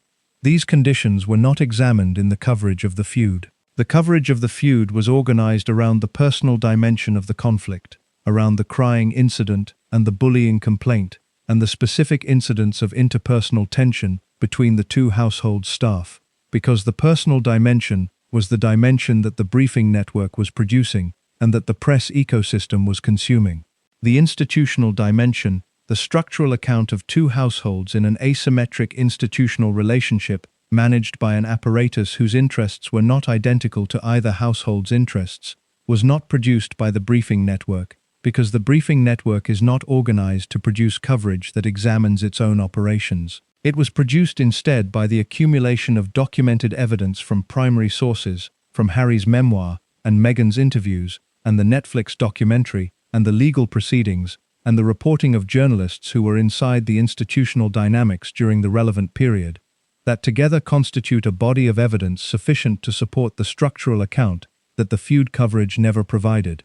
The structural account is not a defense of every choice made by Harry and Meghan during those years. The choices they made were not all correct, and some of them had consequences that complicated the institutional relationships they were navigating in ways that were not entirely the institution's responsibility. Harry's specific characterizations of individuals in his memoir created difficulties that were not purely the product of institutional management. Meghan's conduct in the working environment, whatever the full truth of the bullying complaint, was described by enough people with direct experience of it to require something more than complete dismissal. The structural account is a description of the environment in which those choices were made and the institutional conditions that shaped the making of them. The environment was one in which the institution had assessed both women, had provided institutional support to one of them at a level commensurate with the institution's assessment of her suitability, had provided it to the other at a level reflecting the insufficiency finding, and had managed the coverage of both of them through a briefing network that translated those assessment differences into public narrative differences. The public narrative difference was the feud. The feud's coverage attributed the differences to the two women's personal incompatibility. The structural account places the differences in the institutional conditions that produced them, and that the institution managed in its own interests throughout. The war between the households was not primarily a war between Kate and Meghan as individuals, though the individuals were inside it and making choices within it. It was a war between two communications operations with different institutional standings, operating in the same press ecosystem, producing coverage that reflected their different institutional positions rather than any neutral account of the events being covered. Wars of this kind, inside institutions that manage their own coverage through the channels this account has described, do not produce clean winners. They produce documented records of how the institution managed the conflict, and those records are available to anyone who examines them with sufficient attention to the institutional mechanics that produced them. The examining is what the feud coverage never did. The parts of this account that follow do the examining. They begin with the specific briefing operations of the period after the household separation, with the specific coverage those operations produced, and with the specific question of who was feeding the machine and what they expected it to produce. The machine produced exactly what it was fed to produce. The question is, who was doing the feeding? If you're hooked on this story, make sure to subscribe and turn on notifications so you never miss an upload. Your support means everything and helps me bring you more emotional stories like this one. The question of who was feeding the briefing machine is the question that the Feud coverage consistently avoided, because answering it required examining the institutional relationships that the coverage itself depended on, and institutions do not fund examinations of their own funding mechanisms. The briefing machine in question was not a single operation with a single operator. It was a network of relationships between palace communications staff, royal household employees at various levels of seniority, and the journalists and editors who covered the royal family through the channels those relationships provided. The network had been operating across decades before Meghan arrived and would continue operating after she left. It was not designed specifically to manage Meghan. It was designed to manage the palace's overall communications environment, and its management of Meghan was the application of an existing instrument to a new subject. The instrument's application produced specific results. Between the wedding in May 2018 and the announcement of the Sussexes' departure from frontline royal duties in January 2020, a period of approximately 20 months, the British press published a body of coverage about Meghan that was organized around a consistent set of characterizations. She was difficult. She was demanding. She was insufficiently respectful of the institution's requirements and of the people inside it. She made staff cry. She sent emails at unreasonable hours. She expected levels of service and support that exceeded what was appropriate for her position. She was, in the vocabulary that the coverage deployed across dozens of stories over 20 months, a problem. The characterizations were not sourced to named individuals. They were sourced to the vocabulary of proximity that British royal coverage uses when the information has come through institutional channels, the friends familiar with the situation, the sources close to the household, the insiders who spoke on the condition of anonymity. The anonymity is structural. It is not the anonymity of the whistleblower, the person who speaks despite institutional risk because the public interest requires it. It is the anonymity of the institutional briefer, the person who speaks because the institutional interest is served by speaking, and whose anonymity is maintained because the institution's interests require that the briefing not be attributable.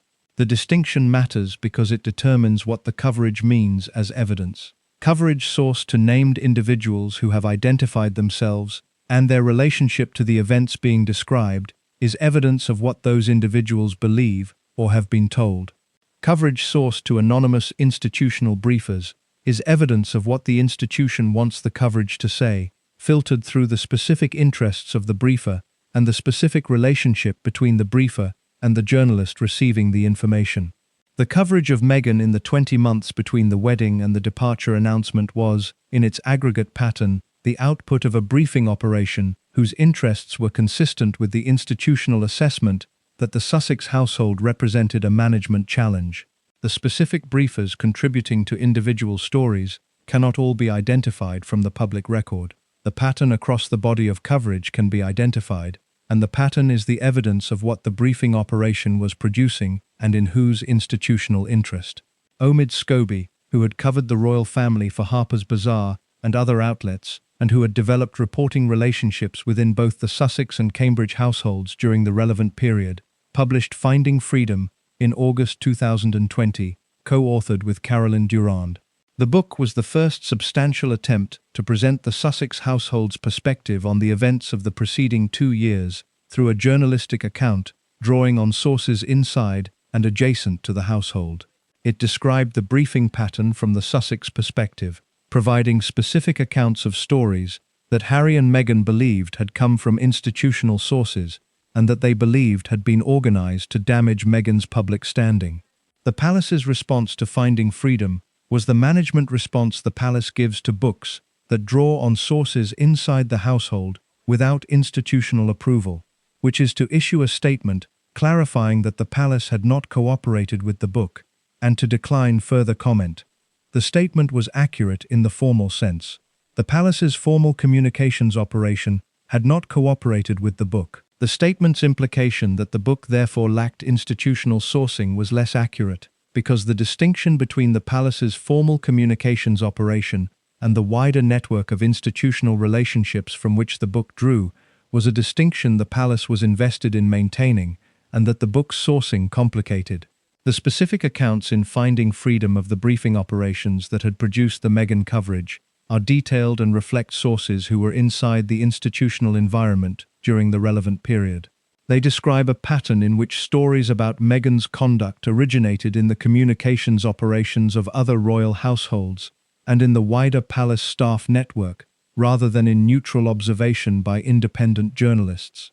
They describe specific incidents in which information that appeared in press coverage could be traced, by people inside the Sussex household, to institutional sources whose interests were served by the coverage's direction.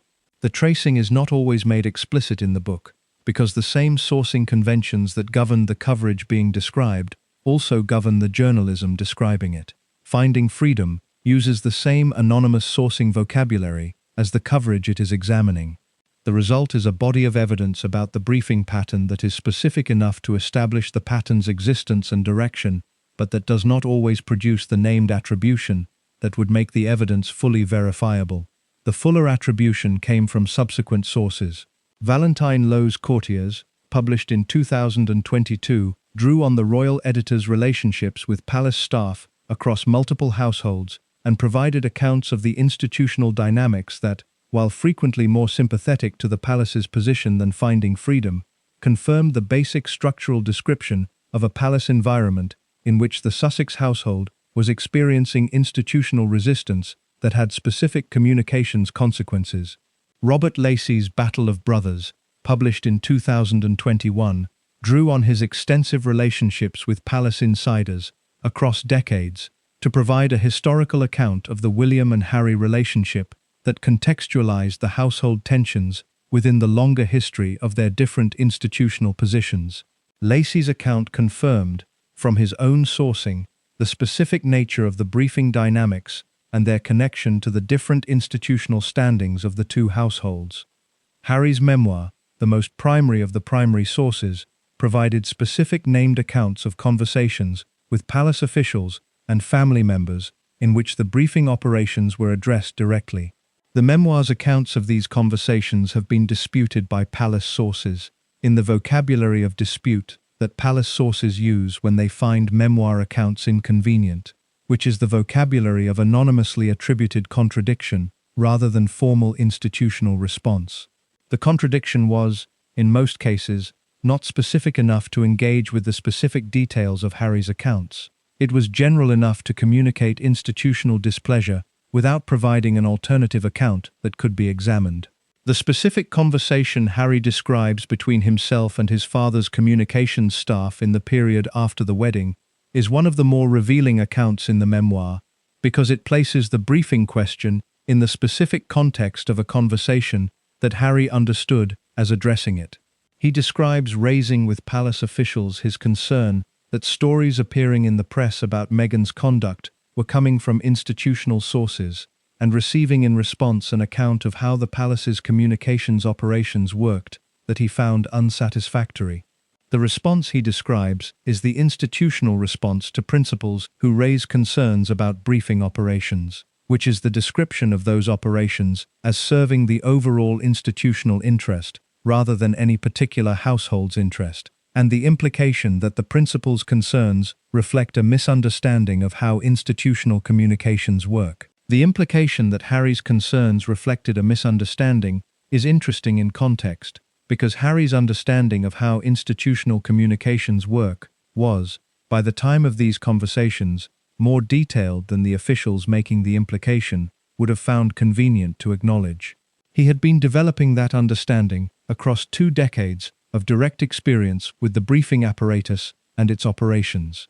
He understood, specifically and from the inside, the distinction between formal palace statements and the informal briefing network through which the coverage he was concerned about was being produced. He was not confused about this distinction. He was raising concerns about a specific briefing operation and receiving, in response, an account of formal communications processes that did not address what he was raising. The gap between what he was raising and what the response addressed is itself evidence of the institution's management of the situation. The institution's management approach, consistently applied across the years this account has documented, is to absorb concerns through the channel of formal communication, while the informal briefing network continues to operate.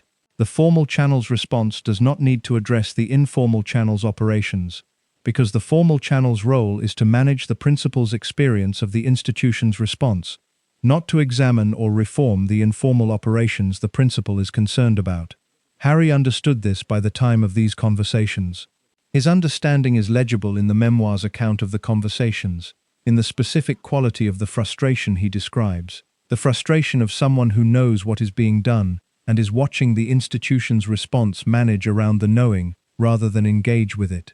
The staff member at the center of the most specific documented account of the briefing operations is Jason Knauf, the communications secretary who filed the bullying complaint against Meghan in October 2018, and who later provided evidence in the legal proceedings surrounding Meghan's letter to her father.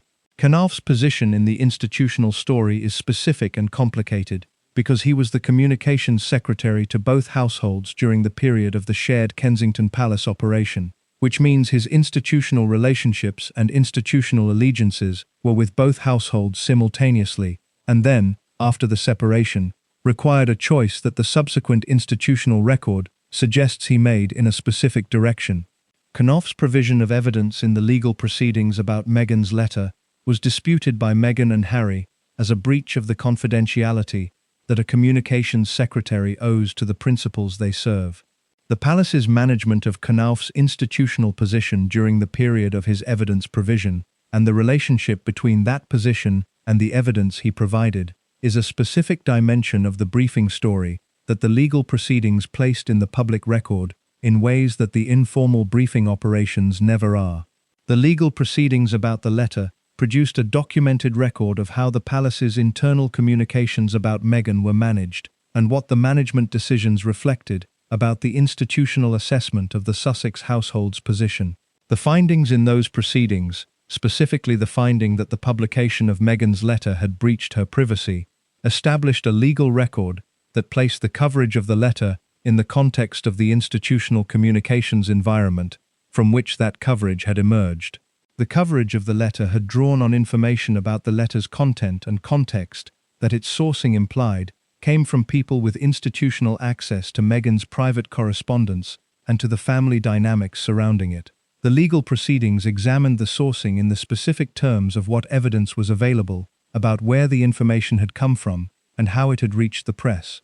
The examination produced findings that, while organized around the privacy and copyright questions before the court rather than the briefing operations question this account is addressing, established a documented record of the relationship between the palace's internal information environment and the press's use of information from that environment.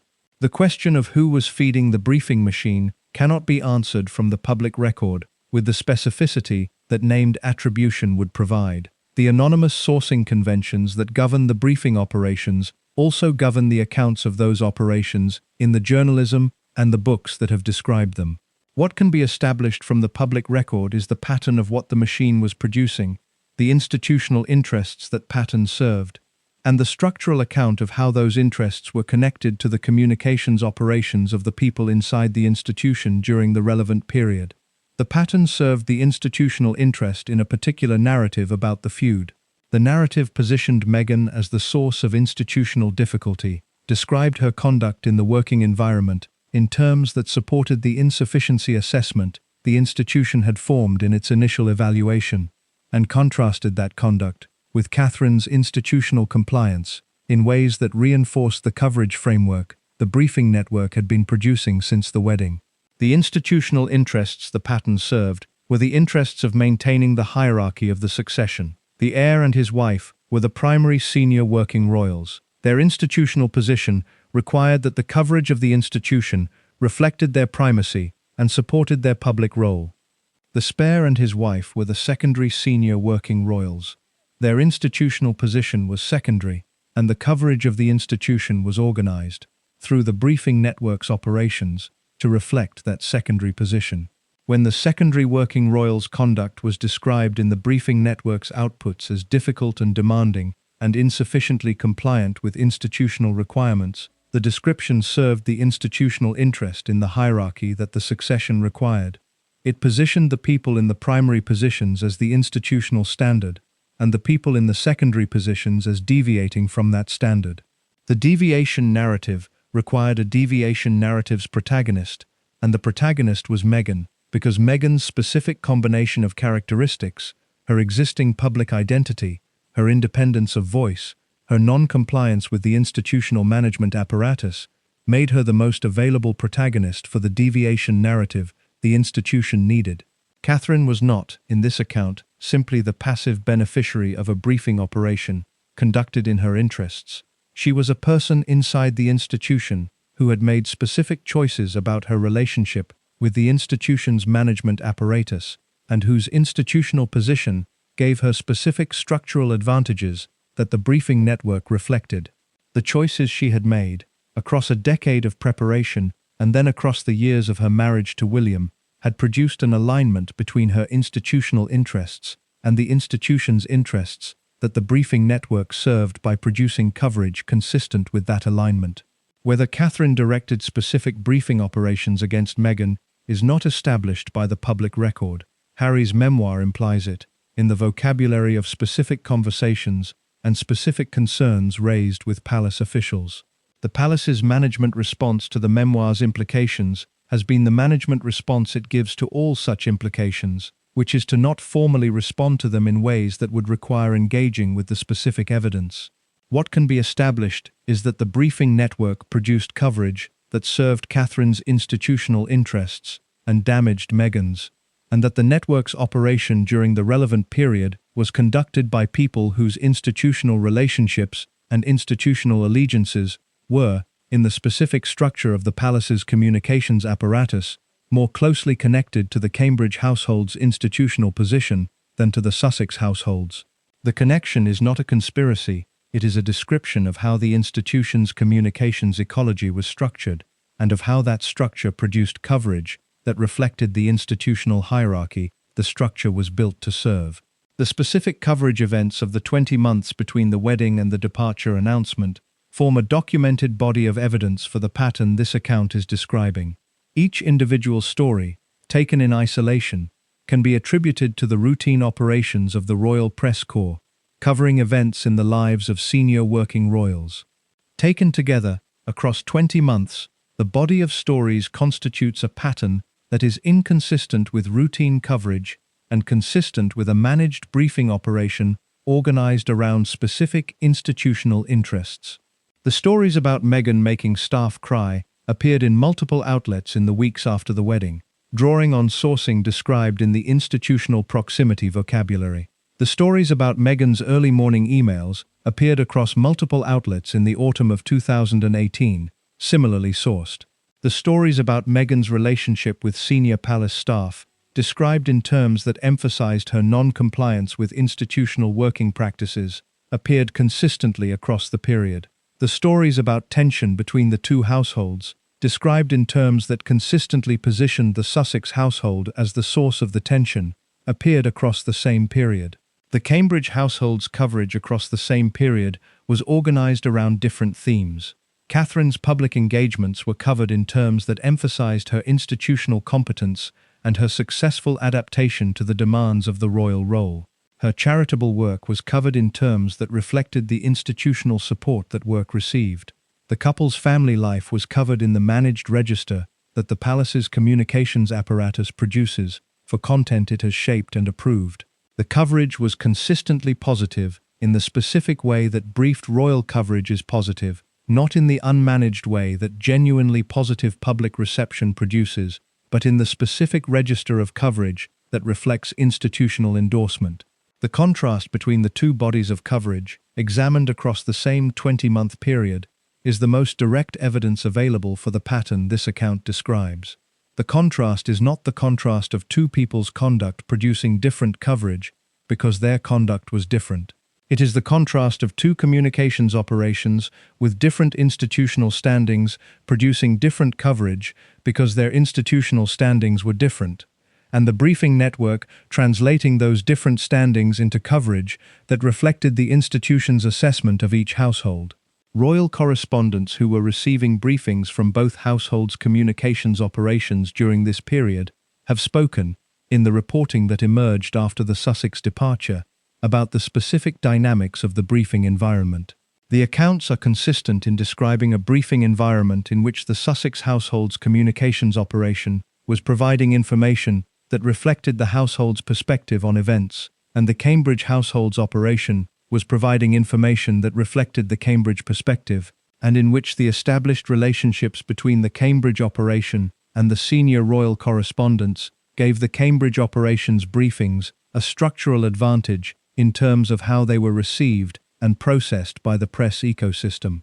The structural advantage is the advantage of the established relationship over the new one, of the decade of institutional access over the 2 years of institutional newness, of the accumulated credibility that sustained institutional cooperation produces over the credibility of an operation that has not had time to build the same depth of relationship.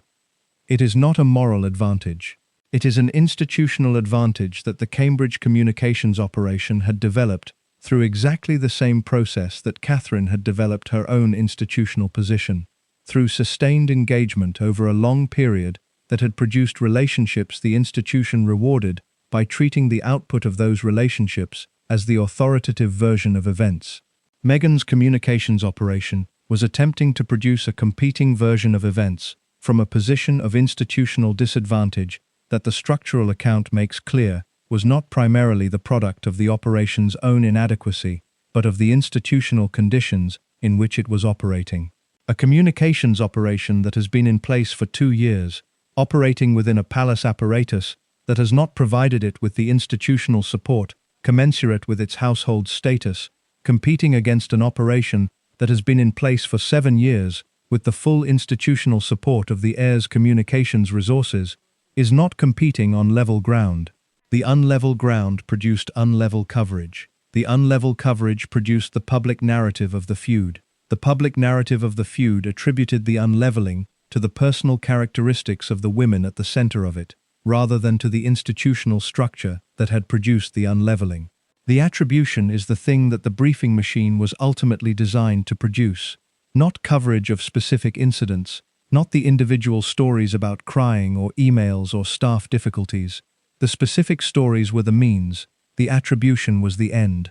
The end was a public narrative in which the institutional difficulties of the Sussex years were attributable to the personalities of the people inside the Sussex household, rather than to the institutional management of that household, and in which the institutional management therefore did not require examination. The examination was what Harry and Meghan's subsequent public accounts demanded. Each public account, from the Oprah interview through the Netflix documentary, through the memoir, was an attempt to reframe the attribution, to move the public narrative from the personal to the structural, to describe the institutional management in terms that made the management, rather than the personalities, the subject of examination. The institution responded to each attempt with the management response it gives to attempts to reframe its public narrative, which is to absorb the attempt through the formal communications channels, while the briefing network continues to produce coverage that reinforces the original attribution. The absorption manages the specific news cycle generated by each public account without engaging with the structural argument the account is making. The structural argument, made across multiple public accounts over multiple years, has produced something the absorption cannot fully manage, which is a body of documented evidence that exists in the public record independent of the institution's response to it. The evidence is available to anyone who examines it with the attention the pattern requires. The pattern shows an institution managing a conflict in its own interests through communications operations that produced coverage serving institutional hierarchy and attributing the conflict to the personal characteristics of the people inside it, rather than to the institutional management that produced it. The machine was fed by people whose institutional positions gave them access to the briefing channels and whose institutional interests gave them reasons to use those channels in the direction the coverage ran. The machine produced what it was fed. The attribution of the output to the personalities of the women at the center of the coverage, rather than to the people doing the feeding, is the machine's most durable product. It is also, in the documented record that the years since the departure have produced, the product most susceptible to examination. The examination has been underway since March 2021. It has not been completed.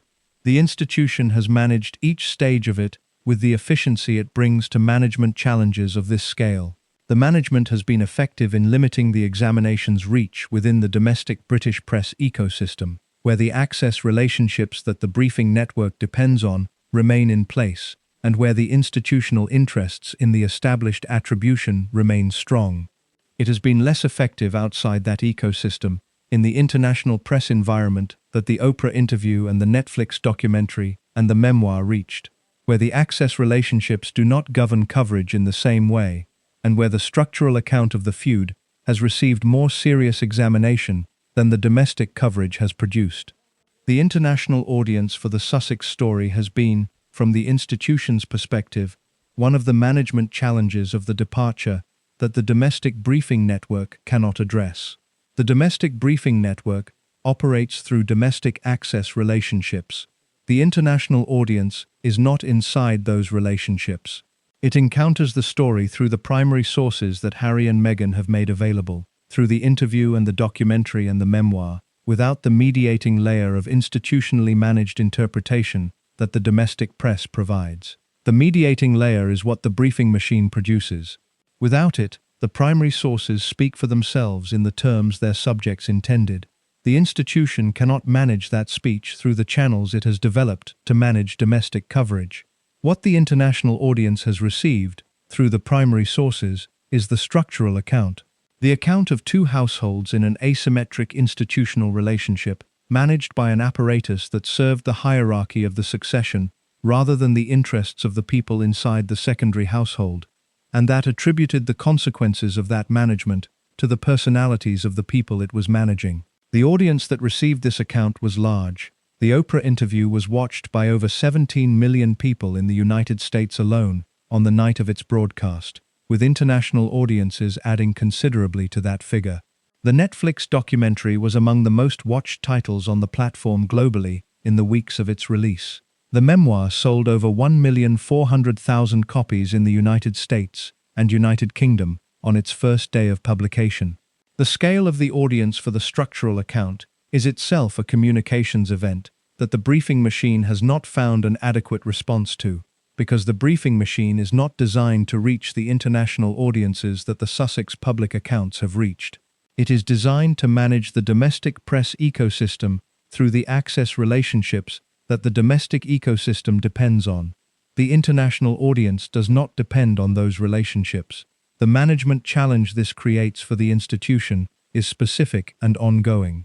The domestic narrative about the feud remains, in the domestic British press ecosystem, organized around the personal attribution that the briefing machine has consistently produced. The international narrative, in the broader media environment that the Sussex public accounts have reached, is increasingly organized around the structural account that those accounts have made available.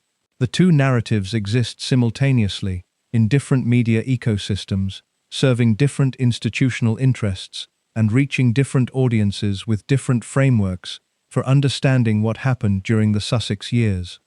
The briefing machine continues to operate in the domestic ecosystem. The structural account continues to circulate in the international one. Neither has fully displaced the other.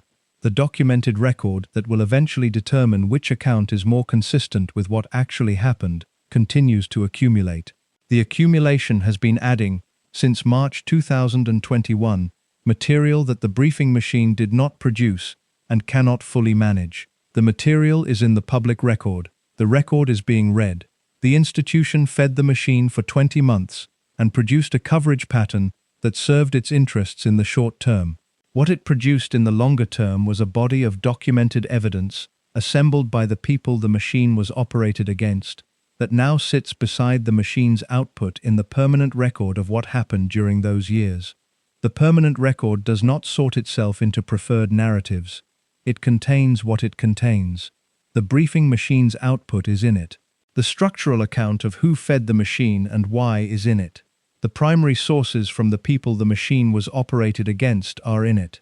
The sorting is left to anyone who examines the record with sufficient attention to the institutional mechanics that produced it. The examination is the thing the institution never anticipated the machine would produce. The interview aired on the 7th of March 2021 on CBS.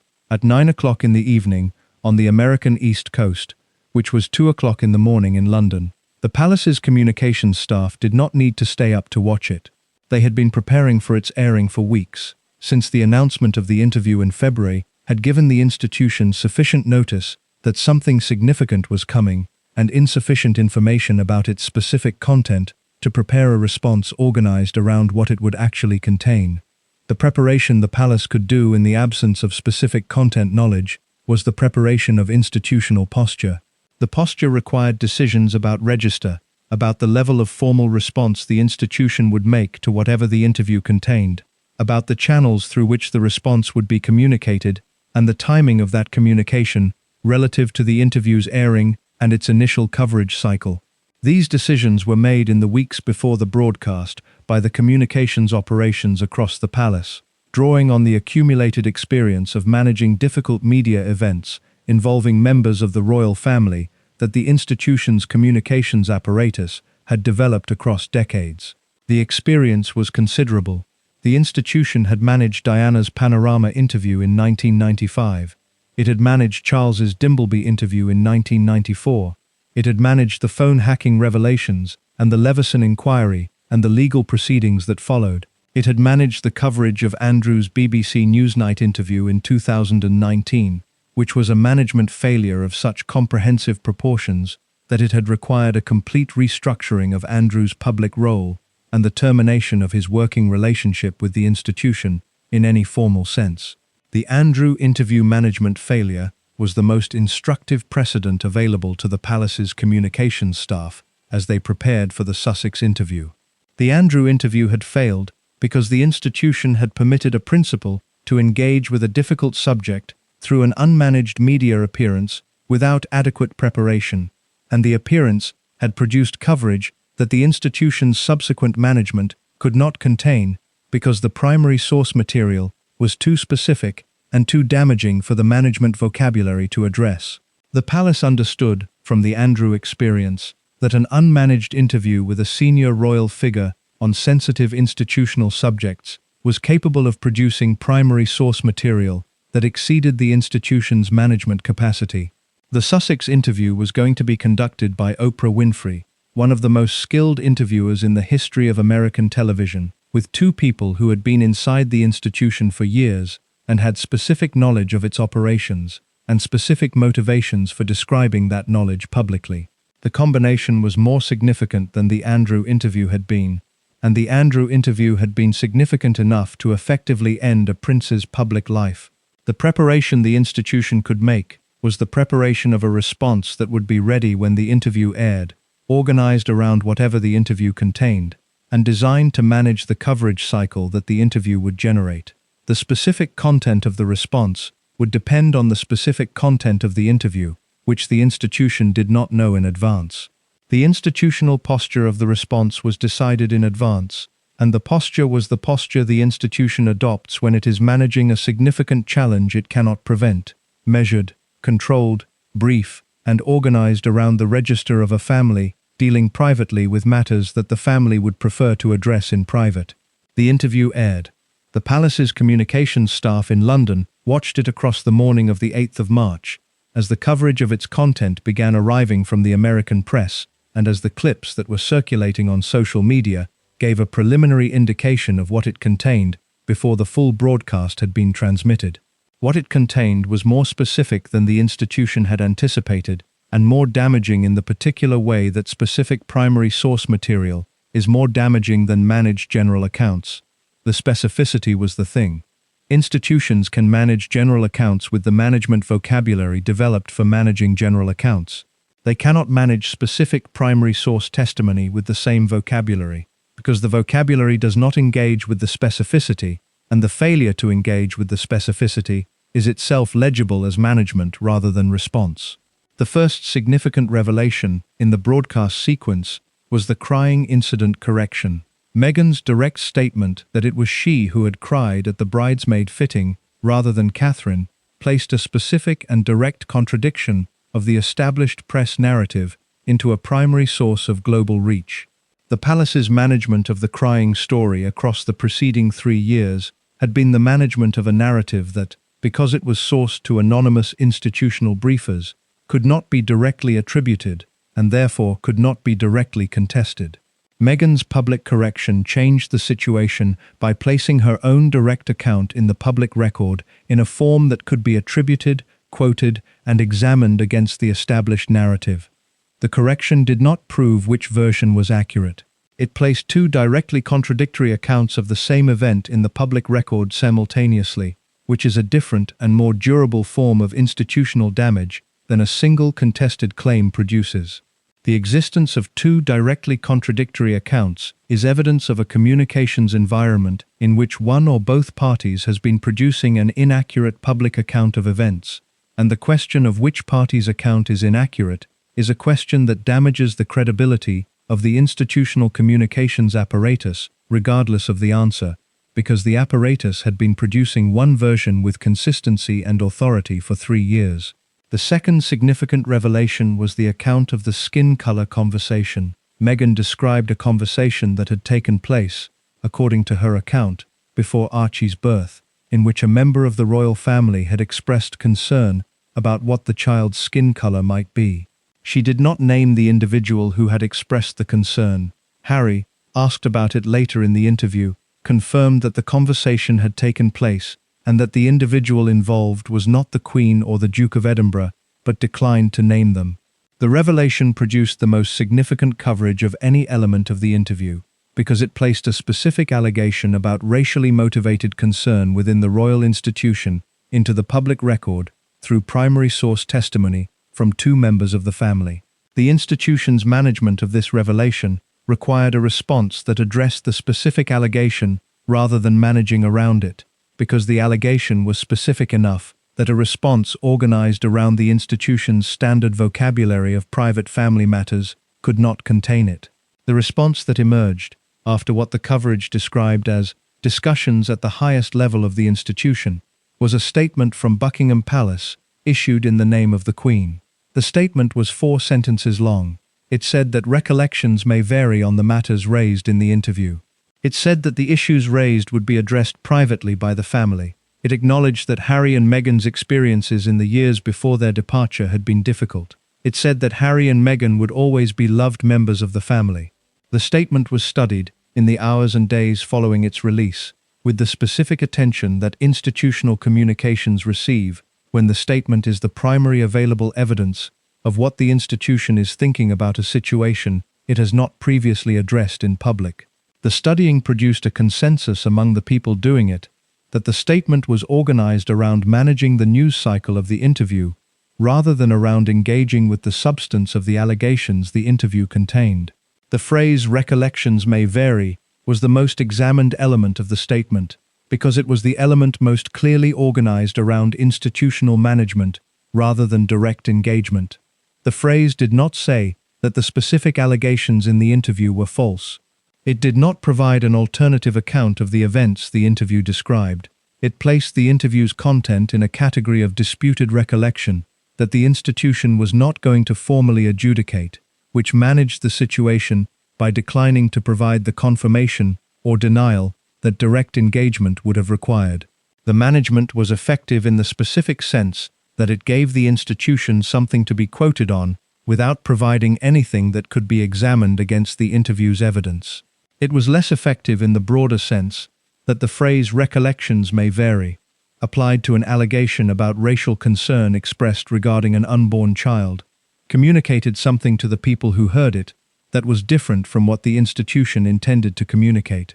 What it was intended to communicate was, "These matters are disputed and will be addressed privately." What it communicated to a significant portion of the global audience that had watched the interview was, "The institution is not prepared to directly address an allegation of racial prejudice within its walls." The gap between the intended communication and the received communication is the specific management failure that the statement produced, and it is a failure that the institution's subsequent communications could not close because the statement was in the public record and could not be revised. William's comment, made to a journalist the day after the interview aired as he was attending a school opening, that the family was very much not a racist family, was not a formal palace statement. It was a response to a direct question in an unmanaged media encounter, of the kind that happens when a senior royal is approached by a journalist in a public setting. The comment was covered extensively because it was the most direct public response to the skin color allegation from a named member of the family, and because its directness was in specific contrast to the Buckingham Palace statement's carefully managed indirection. The comment was also, in the specific terms of institutional communications, not a managed response. It was a genuine response, from a person who was clearly troubled by the allegation and whose natural impulse was to contest it directly. The directness was understandable as a personal reaction and problematic as an institutional communication, because the directness of the denial, without the supporting evidence that a managed response would have been constructed to provide, was susceptible to the observation that denial is not the same as disproof. The observation was made, extensively, in the coverage that followed. The coverage placed William's comment, alongside Meghan's interview testimony, in a framework that asked what the evidence showed, rather than what the family said, and the evidence framework was not one the institution had managed the response to operate within. The institution's management of the interview's immediate coverage cycle was less effective than its management of previous significant media events involving the royal family, and the specific reasons for the relative ineffectiveness tell something about what the interview had done that previous significant media events had not done. Previous significant media events involving the royal family had typically originated in sources outside the family, in journalism or in legal proceedings, or in the accounts of people adjacent to the institution rather than inside it. The management of those events had been the management of external accounts of institutional conduct, which the institution's communications apparatus is well equipped to address, because the apparatus has the institutional standing to contest the accounts from a position of greater claimed authority. The Oprah interview originated inside the family. The primary sources were Harry and Meghan themselves, speaking from the authority of their own direct experience.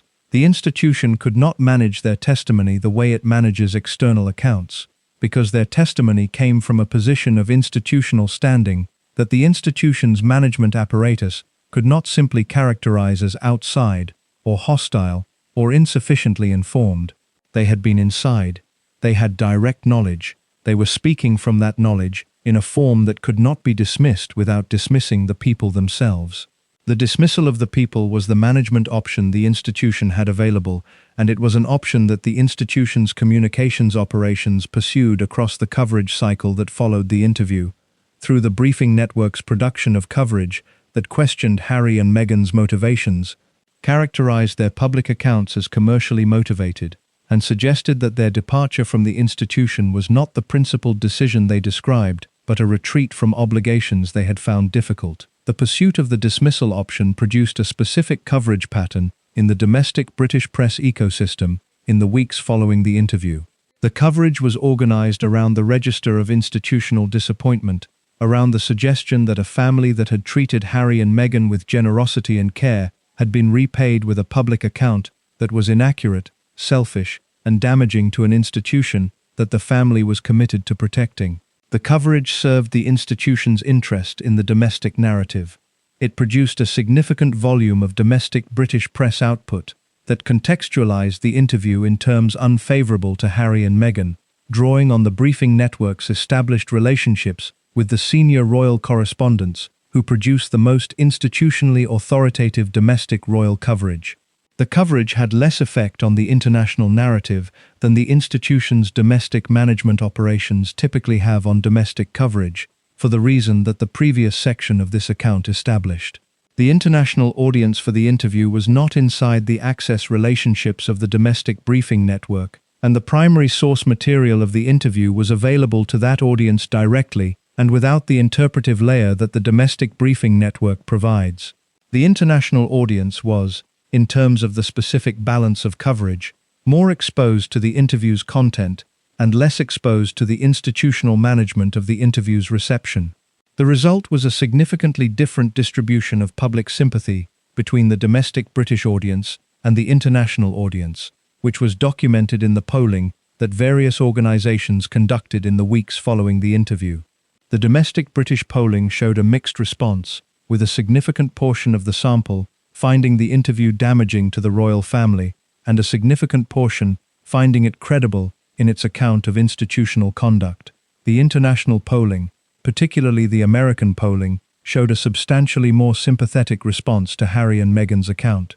The distribution had specific implications for the institution's management of the interview's long-term consequences, because the institution's management apparatus is organized around the domestic press ecosystem and is less effective in managing international coverage. The international sympathy for Harry and Meghan's account was not something the domestic briefing network could address, because the domestic briefing network's relationships do not extend to the international press ecosystem with the same authority they carry domestically.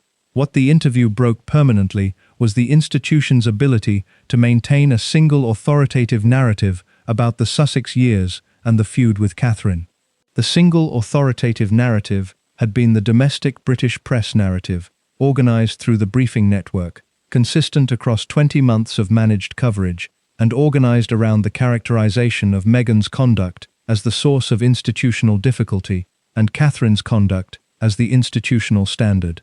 The narrative had been so consistently and so authoritatively produced by the briefing network that it had acquired, in the domestic press ecosystem, the status of the established account.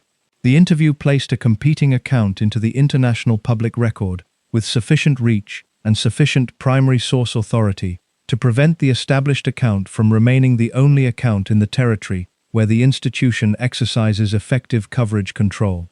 The competing account did not displace the established account in the domestic ecosystem, where the briefing network's relationships continued to produce coverage consistent with the institution's preferred narrative. It placed the established account in a context where it now existed alongside a competing account, and where the question of which account was more consistent with the institutional record was now, for the first time, a question being asked by a significant global audience. The asking of the question was permanent. The interview was not a news cycle event of the kind the institution's management apparatus is designed to absorb and move through. It was a primary source document that entered the permanent record of the Sussex years in a form that could be referenced, quoted, and examined against subsequent evidence indefinitely. The institution understood this, which is why the management response to the interview was more intensive than the management response to most media events the institution encounters. The intensity of the response reflected the specific quality of the threat the interview represented, which was not the threat of damaging coverage in the immediate news cycle, but the threat of a permanent competing account in the historical record of the period. The permanent competing account changes what the historical record of the feud contains. Before the interview, the historical record was substantially the domestic British press record, organized through the briefing network and reflecting the institutional narrative. After the interview, the historical record contains the institutional narrative and the primary source testimony of the people the institutional narrative was produced about, and the two accounts are in specific and documented contradiction on specific and documented matters. The contradiction does not resolve itself. It requires anyone examining the historical record to engage with both accounts and with the specific question of their relative accuracy, which is a question the institution had successfully prevented from being asked during the 20 months of managed coverage that preceded the interview. The prevention of the questions asking was the function the briefing machine served across those 20 months. The interview ended the prevention. It did not answer the question, because the specific events the two accounts contradict each other about are not fully resolvable from the available public evidence. But it placed the question in the permanent record in a form that could not be managed back into the institutional narrative. What it also broke was the relationship between the two couples in any form that the institution could present as a working family relationship. The interview named specific family members, even where it declined to name them by name, in ways that placed those individuals in the position of being publicly implicated in the events described. The skin color conversation could not be attributed to the Queen or Prince Philip, who were specifically excluded. The people it could plausibly be attributed to were therefore identifiable to anyone with sufficient familiarity with the family's structure, without being formally named. The implication without formal naming is a specific form of public account that institutions find particularly difficult to manage, because it combines the damaging impact of a specific allegation with the absence of the formal attribution that would allow the institution to respond with a denial tied to a named individual.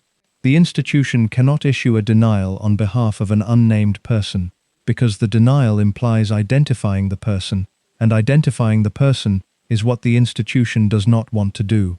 The management response was therefore organized around the recollections may vary formulation and around the suggestion that private family discussion was the appropriate mechanism for addressing the matters raised. The formulation and the suggestion were the available management tools. Neither of them engaged with the specific content of the allegation. Neither of them was designed to engage with the specific content. They were designed to move the coverage cycle through the immediate damage and into a period where the management could operate at the pace and through the channels it was designed to use. The coverage cycle moved as the institution's management had planned it to move. The immediate intensity of the coverage in the days following the broadcast gave way, over the following weeks, to a management period in which the domestic press ecosystem returned to the more manageable register of sustained coverage rather than intensive coverage, in which the briefing network's established relationships resumed producing the institutional narrative with the authority those relationships confer, and in which the specific allegations of the interview were contextualized, managed, and placed in the domestic coverage framework that the institution preferred. The management of the coverage cycle was, in the domestic terms the institution manages toward, a relative success. The domestic British press narrative about the feud did not fundamentally change in the months following the interview. The briefing network continued to produce coverage consistent with the institutional narrative.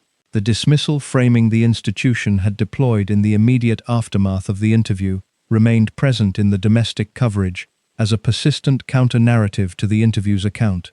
The relative success of the domestic management did not address what the interview had done to the permanent record, because permanent records are not managed through the domestic news cycle. They exist in the archived primary sources that any examination of the period will necessarily consult, and the interview is in those archives, alongside the domestic coverage and alongside the subsequent primary sources that the interview initiated, the Netflix documentary and the memoir and the legal proceedings and the reporting those things generated. The subsequent primary sources are the legacy of what the interview broke. By demonstrating that Harry and Meghan were willing and able to place primary source testimony into the international public record, beyond the institution's management reach, the interview established the conditions for all of the subsequent primary source testimony that followed. The Netflix documentary followed. The memoir followed. The legal proceedings produced their own primary source record. Each addition to the record was made possible by the interview's demonstration that the addition could be made effectively, that the primary source testimony would reach an audience large enough to matter, and that the institution's management response, however intensive, could not prevent the reaching. The institution had been managing Harry and Meghan's potential public accounts since before their departure, through the specific management tools available for managing departing or departed members of the family. The tools included the management of their institutional titles and their working arrangements, which the institution controlled and which it used as leverage in the negotiations that surrounded the departure. They included the management of their security arrangements, which remained a point of institutional control even after the departure. They included the management of the coverage produced by the domestic briefing network, which continued to reflect the institutional narrative about the Sussex years, even as Harry and Meghan were building their capacity to provide a competing account. The tools were effective in the domestic British context. They were less effective in the international context that the Oprah interview had demonstrated was available to Harry and Meghan as a platform. The institution does not have management tools designed for managing the international press reception of primary source testimony from people who have left the institution and are operating outside the domestic briefing network's reach. The absence of those tools is what the interview exposed. The institution had managed Harry and Meghan's departure in the confident expectation that departure from the institution reduced the capacity to challenge the institution's narratives, because the institution's management apparatus is organized around the principle that institutional standing produces institutional communications capacity, and that departure reduces that capacity. The expectation was wrong in the specific case of Harry and Meghan, because their departure had not reduced their communications capacity in the international media environment. It had increased it by removing the institutional constraints on what they could say and by giving them access to platforms, specifically the American media landscape and the global streaming and publishing infrastructure that the institution's domestic briefing network cannot reach. Harry's 15 million Instagram followers at the time of the departure, Meghan's Hollywood connections and professional media relationships, their California residence giving them access to the American entertainment industry's media infrastructure. These were communications assets that the institution had not factored into its management of the departure, because they were not the kind of communications assets that the domestic briefing network is designed to assess or manage. The institution manages domestic press relationships. Harry and Meghan were building international media relationships, and the international media relationships produced the Oprah interview, which produced 17 million American viewers on a single night of broadcast, which produced a global coverage event that the domestic briefing network was not equipped to contain. The breaking was therefore not only the breaking of specific institutional narratives, it was the breaking of the assumption that the institution's management apparatus was sufficient to manage the public accounts of people who had left the institution with the communications capacity Harry and Meghan possessed. The assumption had been foundational to the institution's management strategy during the departure negotiations and in the period that followed. The interview demonstrated that the assumption was wrong, and the demonstration was permanent in the specific sense that it had produced primary source material that entered the historical record in a form the institution could not revise.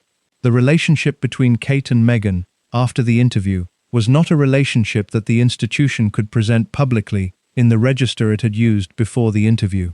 Before the interview, the institution had managed the coverage of the two women's relationship in the specific register of a complicated family dynamic being handled with appropriate sensitivity and privacy. The register implied that the difficulty was being addressed, that the family mechanisms for addressing such difficulties were operating, and that the public should expect the situation to improve over time with appropriate management. After the interview, the specific content of what Meghan had said about the crying incident and the skin color conversation and the failure of institutional support made the improvement register unsustainable. The management could not present a situation as being privately addressed when the people on one side of the situation had publicly stated specific things about it that had not been formally contested. The register of appropriate sensitivity and privacy requires both parties to the sensitive situation to maintain the register. When one party has made public statements that are specific and detailed and contested, the register collapses as a management tool because the context it implies no longer exists. What replaced the improvement register in the domestic coverage was the dismissal register.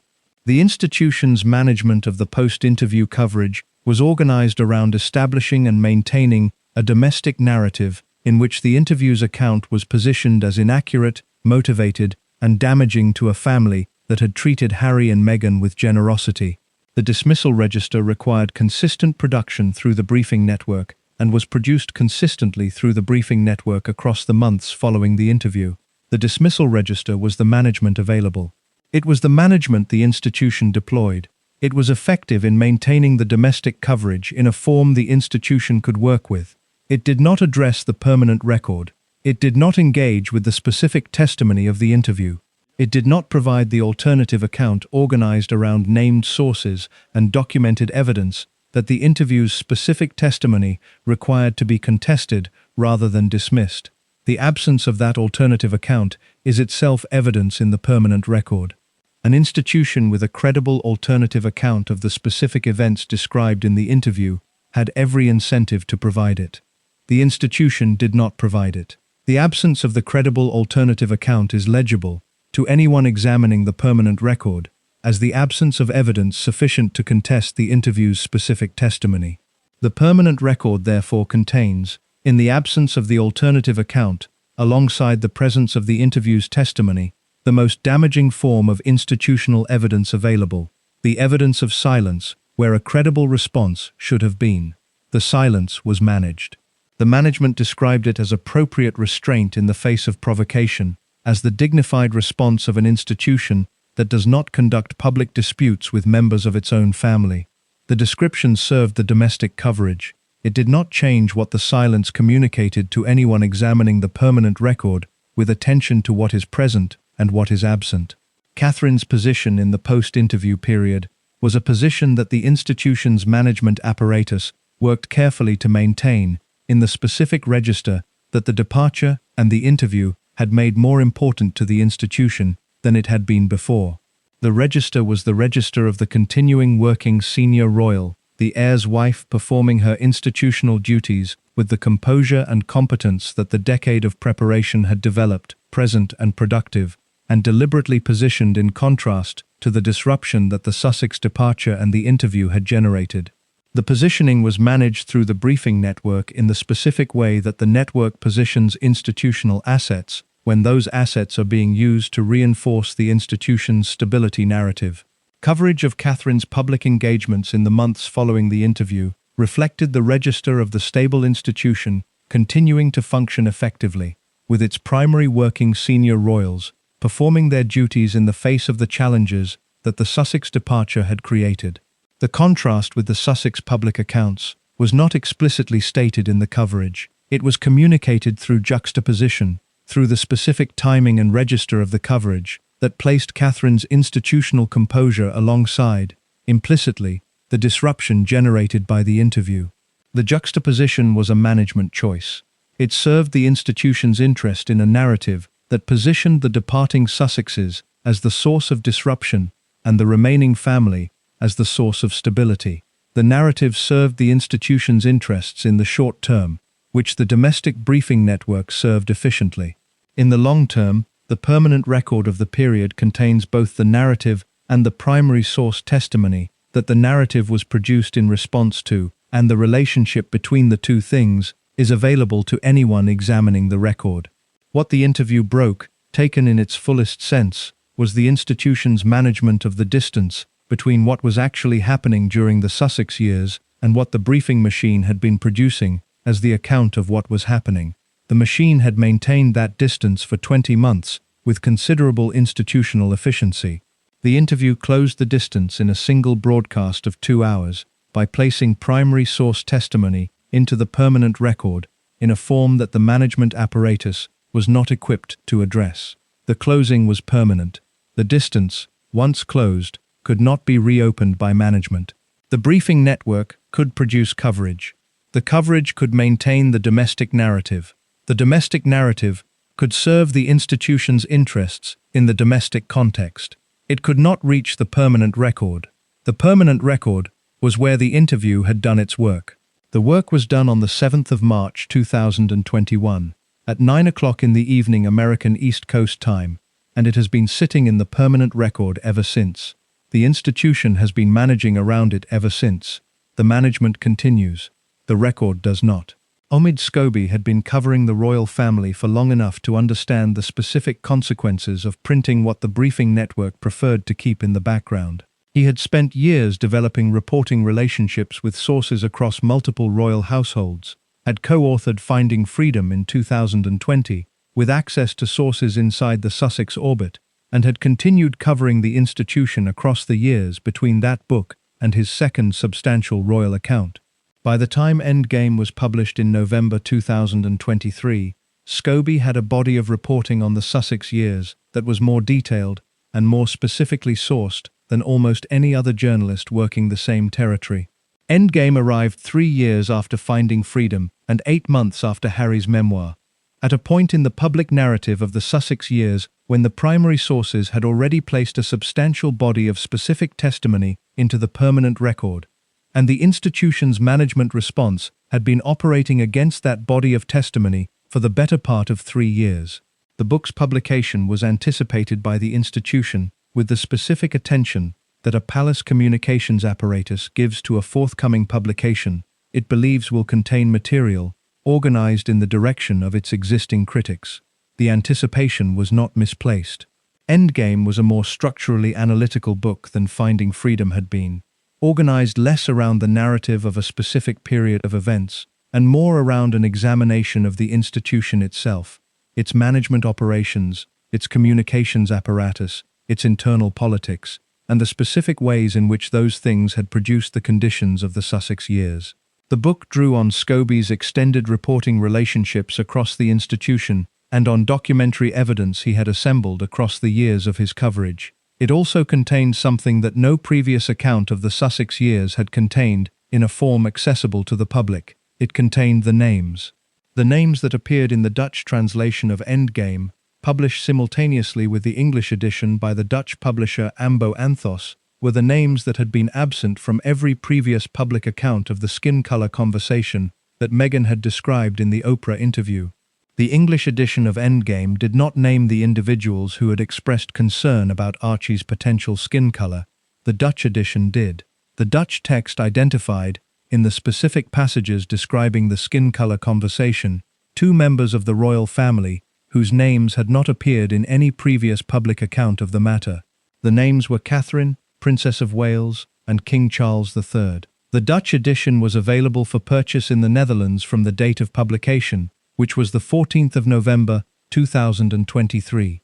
Within hours of the edition becoming available and readers accessing the relevant passages, the content of those passages was being reported by Dutch journalists and by international media organizations covering the story from outside the British domestic press ecosystem.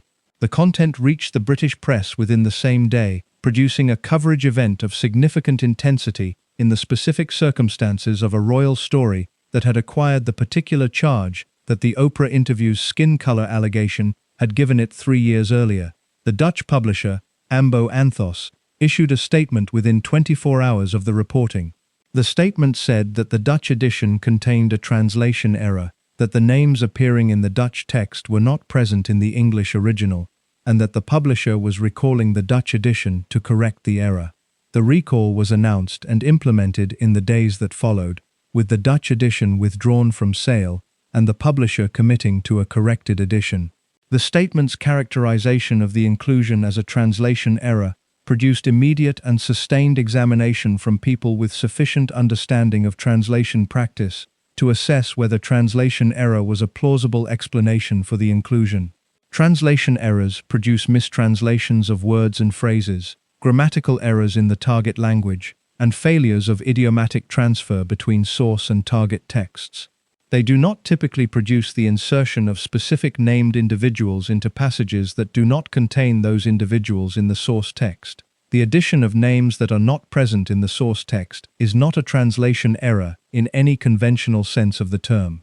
The examination of the translation error explanation produced a coverage cycle that was different in character from the coverage cycles that previous significant events in the Sussex narrative had generated, because it was a coverage cycle in which the press was examining a claim made by a publisher about its own publication, rather than a claim made by the institution about external accounts of its conduct. The press's relationship with publisher claims and the press's relationship with palace claims are different, and the difference produced a coverage cycle that was less susceptible to the institutional management vocabulary than previous cycles had been. Scobie did not publicly address the Dutch edition in the immediate days following its withdrawal with the specific directness that would have resolved the question of whether the Dutch text had been produced from a version of the manuscript containing the names. He made public statements that declined to confirm or deny the specifics of the Dutch text provenance, in the vocabulary of an author who is aware of the legal and institutional dimensions of the question, and who is choosing his public words in that awareness. The awareness was appropriate. The legal dimension of the Dutch edition was significant, because the inclusion of named individuals in the context of the skin color allegation, if it had been in the source manuscript rather than introduced in translation, would have constituted a publication decision of considerable legal weight.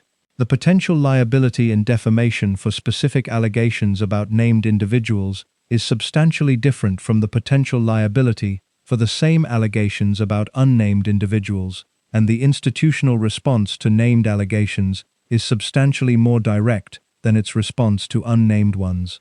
The palace did not issue a formal statement about the Dutch edition in the specific terms of the names that had appeared in it. The institution's communications response to the Dutch edition event was managed in the register that the palace adopts when it is managing a situation that requires a response, but in which a direct response would confirm the significance of the specific matter being responded to. The response was framed around the general register of the institution declining to comment on speculation rather than around the specific register of the institution, formally denying the allegations the Dutch text contained. The framing communicated what it needed to communicate without confirming what the institution did not want to confirm. It was the management vocabulary operating in the specific form it takes when the institution faces a situation it cannot directly address without making the situation more damaging. Catherine's communications operation did not issue a direct statement in the days following the Dutch edition event. The absence of a direct statement from her operation was itself a communications choice, reflecting the specific calculation that a direct statement would be read as confirmation of the significance of the Dutch text content, rather than as a simple clarification of the facts. The calculation is the same calculation the institution makes whenever a direct response would cost more than the absence of a response, and it is the same calculation that governed the institution's response to the Oprah interview's skin color allegation 3 years earlier. The consistency of the calculation across the two events is evidence of the institution's communications strategy, operating with the consistency that the strategy is designed to produce. The strategy is designed to manage the news cycle rather than to address the substance of specific allegations, and it produces, consistently, the coverage pattern that news cycle management produces, which is the reduction of the coverage's intensity over time through the withdrawal of the institutional engagement that would sustain it. The coverage intensity reduced, as the institution's management had anticipated it would, across the days following the Dutch edition's withdrawal. The specific question of whether the names had been in the source manuscript or had been introduced in translation was not resolved publicly, because the parties with the knowledge to resolve it were not providing that knowledge in public form. The unresolved question remained in the coverage for longer than unresolved questions typically remain in the royal press cycle, because its connection to the Oprah interview's skin color allegation gave it a specific charge that the Dutch translation context alone would not have produced. The Dutch edition event was the specific moment in the narrative of the feud at which the question of the naming moved from the category of an unresolved Oprah interview allegation to the category of a publishing event with documentary dimensions. The movement from one category to another changed the evidentiary status of the question without resolving it, because the documentary evidence of the Dutch text content was available in the recall announcement and the reporting of the text passages, but the provenance of that content was not established by evidence available to the public. What was established was that a book written by a journalist with specific sourcing relationships inside the Sussex orbit had been published in a Dutch translation that contained names, and that the publisher's explanation of the name's presence as a translation error was an explanation that translation professionals found implausible as a description of how names appear in translations. The established facts placed the question in a different evidentiary context from the one it had occupied since the Oprah interview, without resolving the question itself. The point of no return that this part of the account addresses is not, however, the Dutch edition event in isolation. The Dutch edition event is the most specific documented instance of the naming question entering a verifiable public record, but the point of no return in the relationship between the two women and between the two households is a broader condition that had been developing across the period, from the Oprah interview, through the Netflix documentary, through the memoir, through Endgame, and through the legal proceedings that were running in parallel with the publication events. The point of no return is the condition reached when the accumulated primary source testimony and the documented institutional record have placed so much specific material into the permanent public record that the management of that material, through the institutional vocabulary of private family matters, appropriate restraint, and dignified silence, is no longer capable of containing the public discussion within the institutional narrative's preferred frame. That condition was reached, and the point at which it was most clearly visible was the coronation of King Charles III and Queen Camilla on the 6th of May, 2023, 8 months before Endgame's publication. The coronation was the first major ceremonial event of the new reign, the first occasion at which the full family was expected to present in the public register of institutional continuity and family unity that major ceremonies require. Harry attended, Meghan did not. The specific decisions about Harry's attendance and Meghan's absence were managed by the institution and by the Sussex Communications Operation, with the care that decisions of that visibility receive, and the coverage of those decisions reflected both the institutional management of Harry's attendance and the specific conditions under which the attendance occurred. Harry's seat at the coronation was in the third row of the Abbey's seating arrangement, rather than in the front row with the immediate family. The seating placement was a communications decision of the kind that major royal ceremonies are organized around, reflecting the institution's assessment of where Harry's position in the family should be visually communicated as being. The third row communicated something specific about how the institution was managing Harry's place in the family structure, and the communication was legible to anyone who understood the language of royal ceremonial seating. Harry's arrival at the Abbey was managed without the specific ceremonial recognition that working senior royals receive at major events, reflecting his status as a non-working royal attending a family occasion rather than as a working member of the institution, fulfilling an institutional role. He arrived. He was seated. He attended the ceremony. He left. The management of his presence was organized around communicating that his presence was a family attendance rather than an institutional participation, and the coverage of his presence reflected that management. Catherine's role at the coronation was substantially different in the institutional register it occupied. She was the Princess of Wales, the wife of the heir, whose position in the ceremonial order was established and formally recognized in the ceremony's choreography.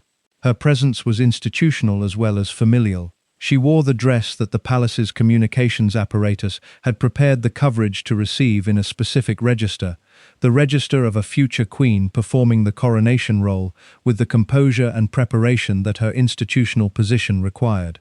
The specific visual contrast between Catherine's institutional presence at the coronation and Harry's managed absence from institutional participation, presented to a global audience in the specific language of royal ceremonial choreography, was the most visible single communication of where the family's internal architecture had arrived by May 2023. The architecture placed Catherine at the institutional center of the new reign's first ceremony, and Harry at its managed periphery, and the placement was visible in the specific form that only major royal ceremonies can produce, through the ancient visual language of who stands where and in what register in the presence of the sovereign. Harry left the United Kingdom the day after the coronation, returning to California. The departure was managed in the coverage, as the logistical fact it was, a family member attending a ceremony and returning to their residence in another country. The management was accurate as far as it went. What it did not address was the specific quality of the departure of a man who had attended his father's coronation from the third row and left the following day, in the context of everything the permanent record of the preceding years contained, about how his relationship with the institution had arrived at that point. The permanent record's context is what the management vocabulary cannot reach. The coverage of the departure can be managed in the register of a family member fulfilling an attendance obligation and returning home. The departure's meaning, in the context of the permanent record, is something the management vocabulary does not have the tools to address, because the tools are designed for managing the news cycle, and the meaning exists in the relationship between the news cycle event and the accumulated historical record that precedes it. Between the coronation and Endgame's publication in November 2023, the documentary record of the feud expanded in ways that the institution continued to manage with the consistency of its established approach. The legal proceedings that Harry had brought against various press organizations were continuing, producing their own additions to the documented record. The Mirror Group case had been decided in Harry's favor in October 2023, 6 weeks before Endgame's publication, establishing the documented finding that his private communications had been hacked during the period that included the Chelsea Davy years. The Mirror Group finding was directly relevant to the feud narrative in the specific way that documented findings always are more relevant than allegations, because documented findings occupy a different evidentiary position in the permanent record than contested claims. The finding established that during the period when the briefing machine was managing the coverage of Harry's private life, his private communications were also being accessed unlawfully by journalists at Mirror Group publications. The two operations, the institutional briefing management and the press hacking, had been running simultaneously in the same period and producing, together, the coverage environment that the years being examined in this account generated. Endgame's publication placed all of this in a new context, because the book's examination of the institution's operations drew on 3 years of post-Oprah reporting that Scobie had conducted, with the specific advantage of being one of the journalists whose access to sources inside and adjacent to the Sussex orbit had been sustained across the period. The book's account of the feud was more structurally analytical than Finding Freedom had been, organized around the institutional dynamics that had produced the specific incidents rather than around the incidents themselves as the primary units of analysis. The analysis produced an account of the relationship between Catherine and Meghan that was different from both the personal feud narrative of the domestic British press and the primary source testimony of Harry and Meghan's own accounts. It was the account of two people inside an institutional structure that managed them differently, whose different treatment by the institution produced different institutional standing, and whose different institutional standing generated the specific dynamics that the press had covered as a personal conflict between two women. The account was not sympathetic to the institution. It examined the briefing operations with the specific detail that Scobie's sourcing had produced, providing accounts of how specific stories had been sourced and what the sourcing reflected about the institutional allegiances of the people who had provided the information. It examined the management of Harry and Meghan's departure with the specific detail of the institutional negotiations that had surrounded the departure, providing accounts of the terms that had been under discussion and the ways in which those terms reflected the institution's assessment of its leverage over the departing Sussexes. The book also contained material about Catherine's institutional position that was different in register from the coverage the Briefing Network had been producing. Where the Briefing Network's coverage of Catherine had been organized around the register of institutional endorsement, the book's account examined her institutional position in the analytical terms of someone describing a structure rather than endorsing it.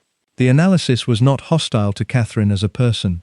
It was specific about her institutional position in ways that the endorsement register of the Briefing Network's coverage had not been. The specific characterization that attracted the most coverage from the book's account of Catherine was the characterization of her as an institution unto herself, a person who had so thoroughly absorbed the institutional requirements of her position that the distinction between her personal identity and her institutional role had become difficult to locate. The characterization was offered in the analytical register of institutional description rather than personal critique, but it carried an observation about the cost of institutional accommodation that the endorsement coverage had consistently avoided. The cost of institutional accommodation is the thing that the Briefing Network's coverage of Catherine never examines, because the Briefing Network's relationship with the Cambridge household's communications operation is organized around producing coverage that serves the institutional position of the Wales household, rather than examining the costs of that position to the person inside it. The costs are real. Catherine has given enough interviews across enough years in which specific aspects of her experience of the institutional role are visible beneath the managed presentation, to allow a careful examination of the coverage to identify what the management vocabulary consistently withholds. The withheld material is not dramatic. It is the ordinary human cost of a decade of preparation, followed by a public life of extraordinary constraint and visibility, managed with a competence that the institution rewards and that the Briefing Network produces coverage of in the specific register of institutional excellence. The coverage presents the competence without examining the cost of producing it, because examining the cost would require examining the institutional requirements that produce it, and the Briefing Network is not organized to examine those requirements. Endgame examined them. The examination was not the primary focus of a book that was more substantially about the institution's overall condition and the future of the monarchy under Charles than about the specific feud narrative. But the examination was present in the book's treatment of Catherine's institutional position, and it was present in a register that the Briefing Network's coverage had never occupied. The simultaneous presence in the public record of the Briefing Network's endorsement coverage and the book's analytical examination of Catherine's institutional position is the condition that the point of no return produces. Before the Oprah interview and the subsequent accumulation of primary source testimony and analytical reporting, the Briefing Network's coverage was the dominant public account of Catherine's institutional position. After the accumulation, the dominant coverage exists alongside analytical accounts that examine what the dominant coverage is produced by and what it withholds. The coexistence of the endorsement coverage and the analytical examination is the condition in which the public understanding of both women's positions in the feud narrative is no longer organized solely by the institutional management apparatus's preferred account. It is the condition in which anyone examining the public record of the period finds both the managed account and the analytical examination, and is required to engage with both rather than receiving only the managed account through the briefing network's channels. This is the specific and permanent change that the accumulation of primary source testimony and analytical reporting has produced in the public record of the feud. The change is not the replacement of the institutional narrative with the analytical account. The institutional narrative continues to be produced by the briefing network with the efficiency the network has always brought to its operations. The change is the addition of the analytical account to the permanent record alongside the institutional narrative, in a form that is accessible and that provides the institutional analysis the managed coverage withholds. The point of no return is the point at which the addition to the permanent record becomes large enough that the managed account can no longer operate as the sole authoritative narrative of the period. Even within the domestic British press ecosystem, where the briefing network's relationships give it the greatest structural advantage. The addition had been growing since the Oprah interview. By the time Endgame was published and the Dutch translation event occurred, the addition was large enough that senior royal correspondents within the domestic ecosystem were engaging with the analytical accounts and examining their sourcing with the attention that the primary source material demanded. The engagement was not the abandonment of the briefing relationships that the domestic coverage depends on. It was the specific adjustment that institutions and the press ecosystems around them make when the primary source material in the permanent record becomes too specific and too well sourced to manage through the standard briefing vocabulary. The adjustment is the incorporation of the analytical accounts language into the domestic coverage, not in ways that fully adopt the analytical accounts conclusions, but in ways that reflect the analytical accounts' presence in the territory the domestic coverage occupies. The territory the domestic coverage occupies had changed by November 2023, when Endgame was published. The change was the change produced by 3 years of primary source testimony and analytical reporting, by the Mirror Group legal finding and the News Group settlement, by Harry's memoir and the Netflix documentary and the Dutch translation event. The territory contained, by that point, a body of documented evidence about the Sussex years and the feud that was specific enough and well-sourced enough to make the domestic briefing network's management vocabulary appear, to anyone examining the territory carefully, as the management vocabulary it had always been, rather than the neutral coverage it presented itself as. The appearance of the management vocabulary as management vocabulary is the point of no return's most specific consequence. Before that appearance, the management vocabulary could function as the neutral coverage it claimed to be, because the analytical alternative was not sufficiently present in the domestic territory to produce the comparison that makes the management visible as management. After that appearance, the vocabulary's function is available for examination to anyone who looks at the domestic coverage alongside the primary source material and the analytical reporting that the preceding 3 years had added to the permanent record. What the point of no return means for the two women at the center of the feud narrative is specific and different for each of them. For Catherine, it means that her institutional position and the coverage that position receives are now available for examination in a context that includes both the briefing network's endorsement coverage and the analytical accounts that examine what the endorsement covers. The examination does not change her institutional position. She is still the Princess of Wales, still the wife of the heir, still performing the institutional role with the competence that the decade of preparation produced. The examination changes the context in which the performance is received by people who have access to the primary source material and the analytical reporting alongside the briefing network's coverage.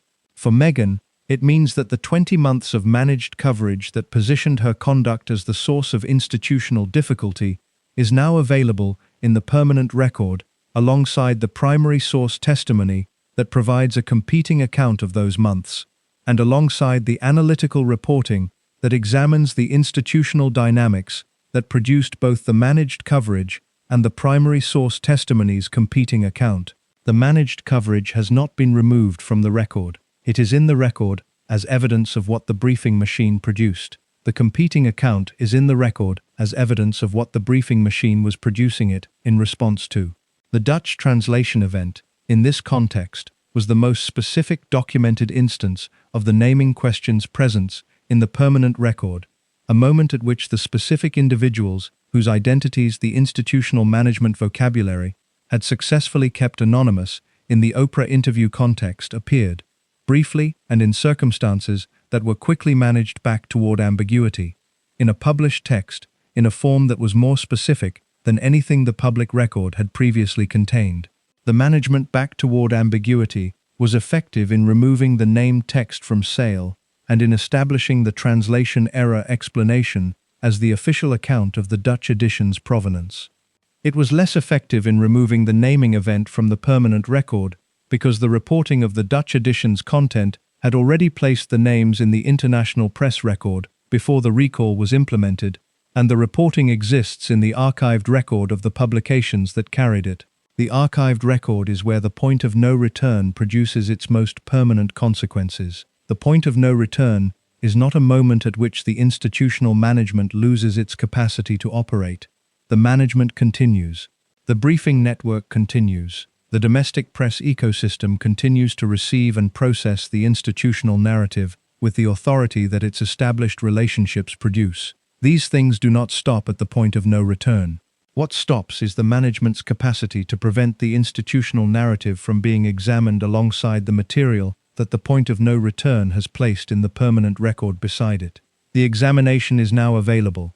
The material is in the record. The record does not expire.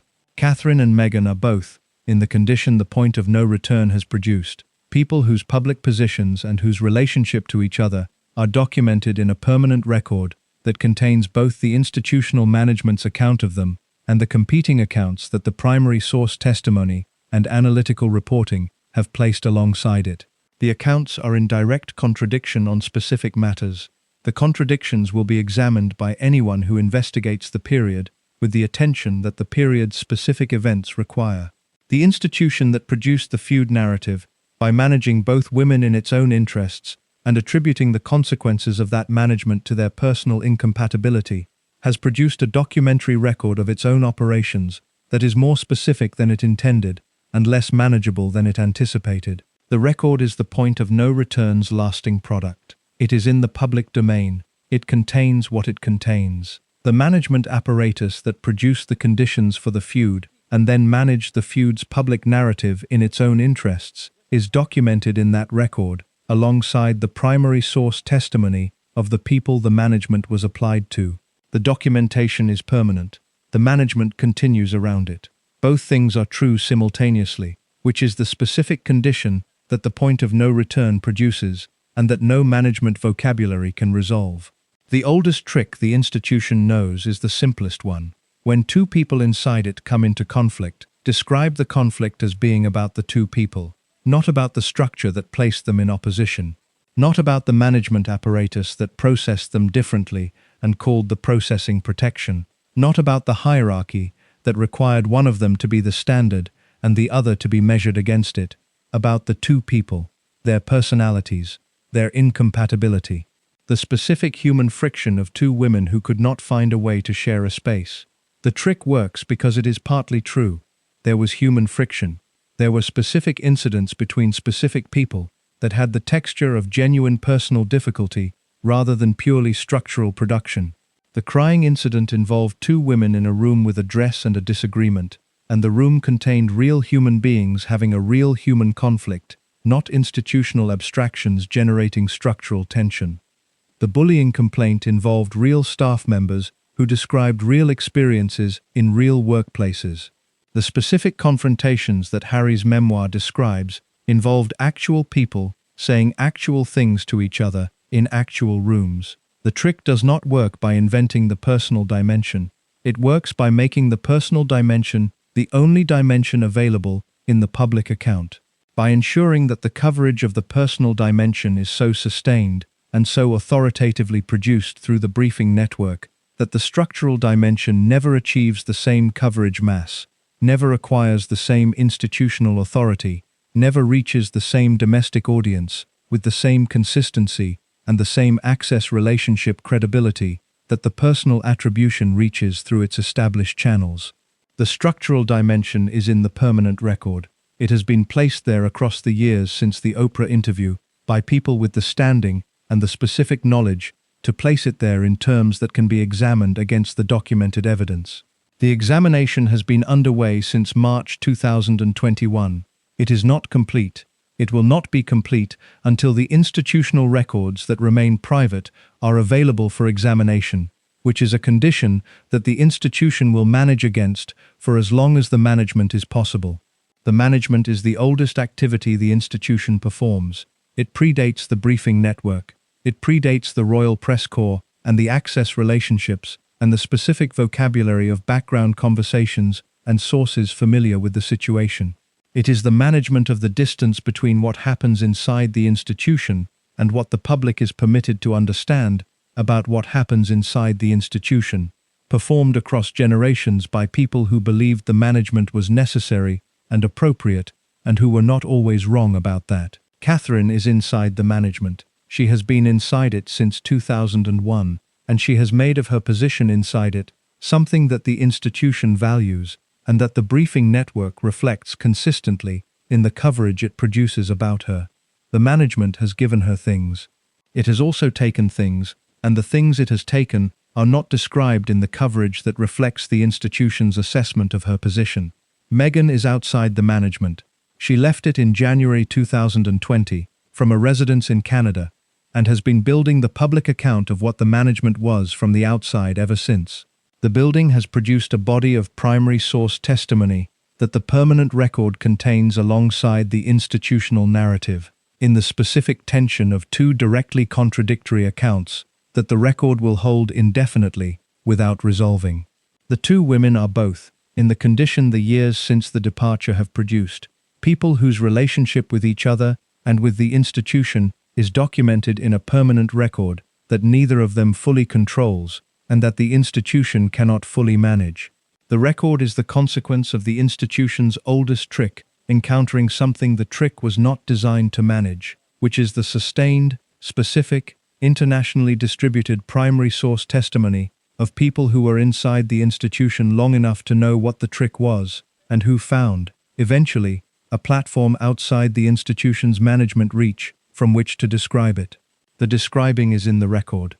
The trick continues. Both things are permanent. That is where the story of the feud actually ends, not in a resolution between two women, or a reconciliation between two households, or a formal institutional acknowledgement of what the management apparatus produced across the years this account has described. It ends in the coexistence of the institutional narrative and the structural account, sitting together in the permanent record of a period that the institution managed in its interests, and that the people inside it described in their own. The institution's oldest trick produced, in this specific case, the most detailed public account of how the trick works that the institution has ever generated. It generated it by applying the trick to people who had the standing, the knowledge, the platform, and the will to describe the applying. That was not the intended result. It is the permanent one. Thank you so much for watching until the end. If you loved this story, check out the other videos on your screen now. I think you'll really enjoy them.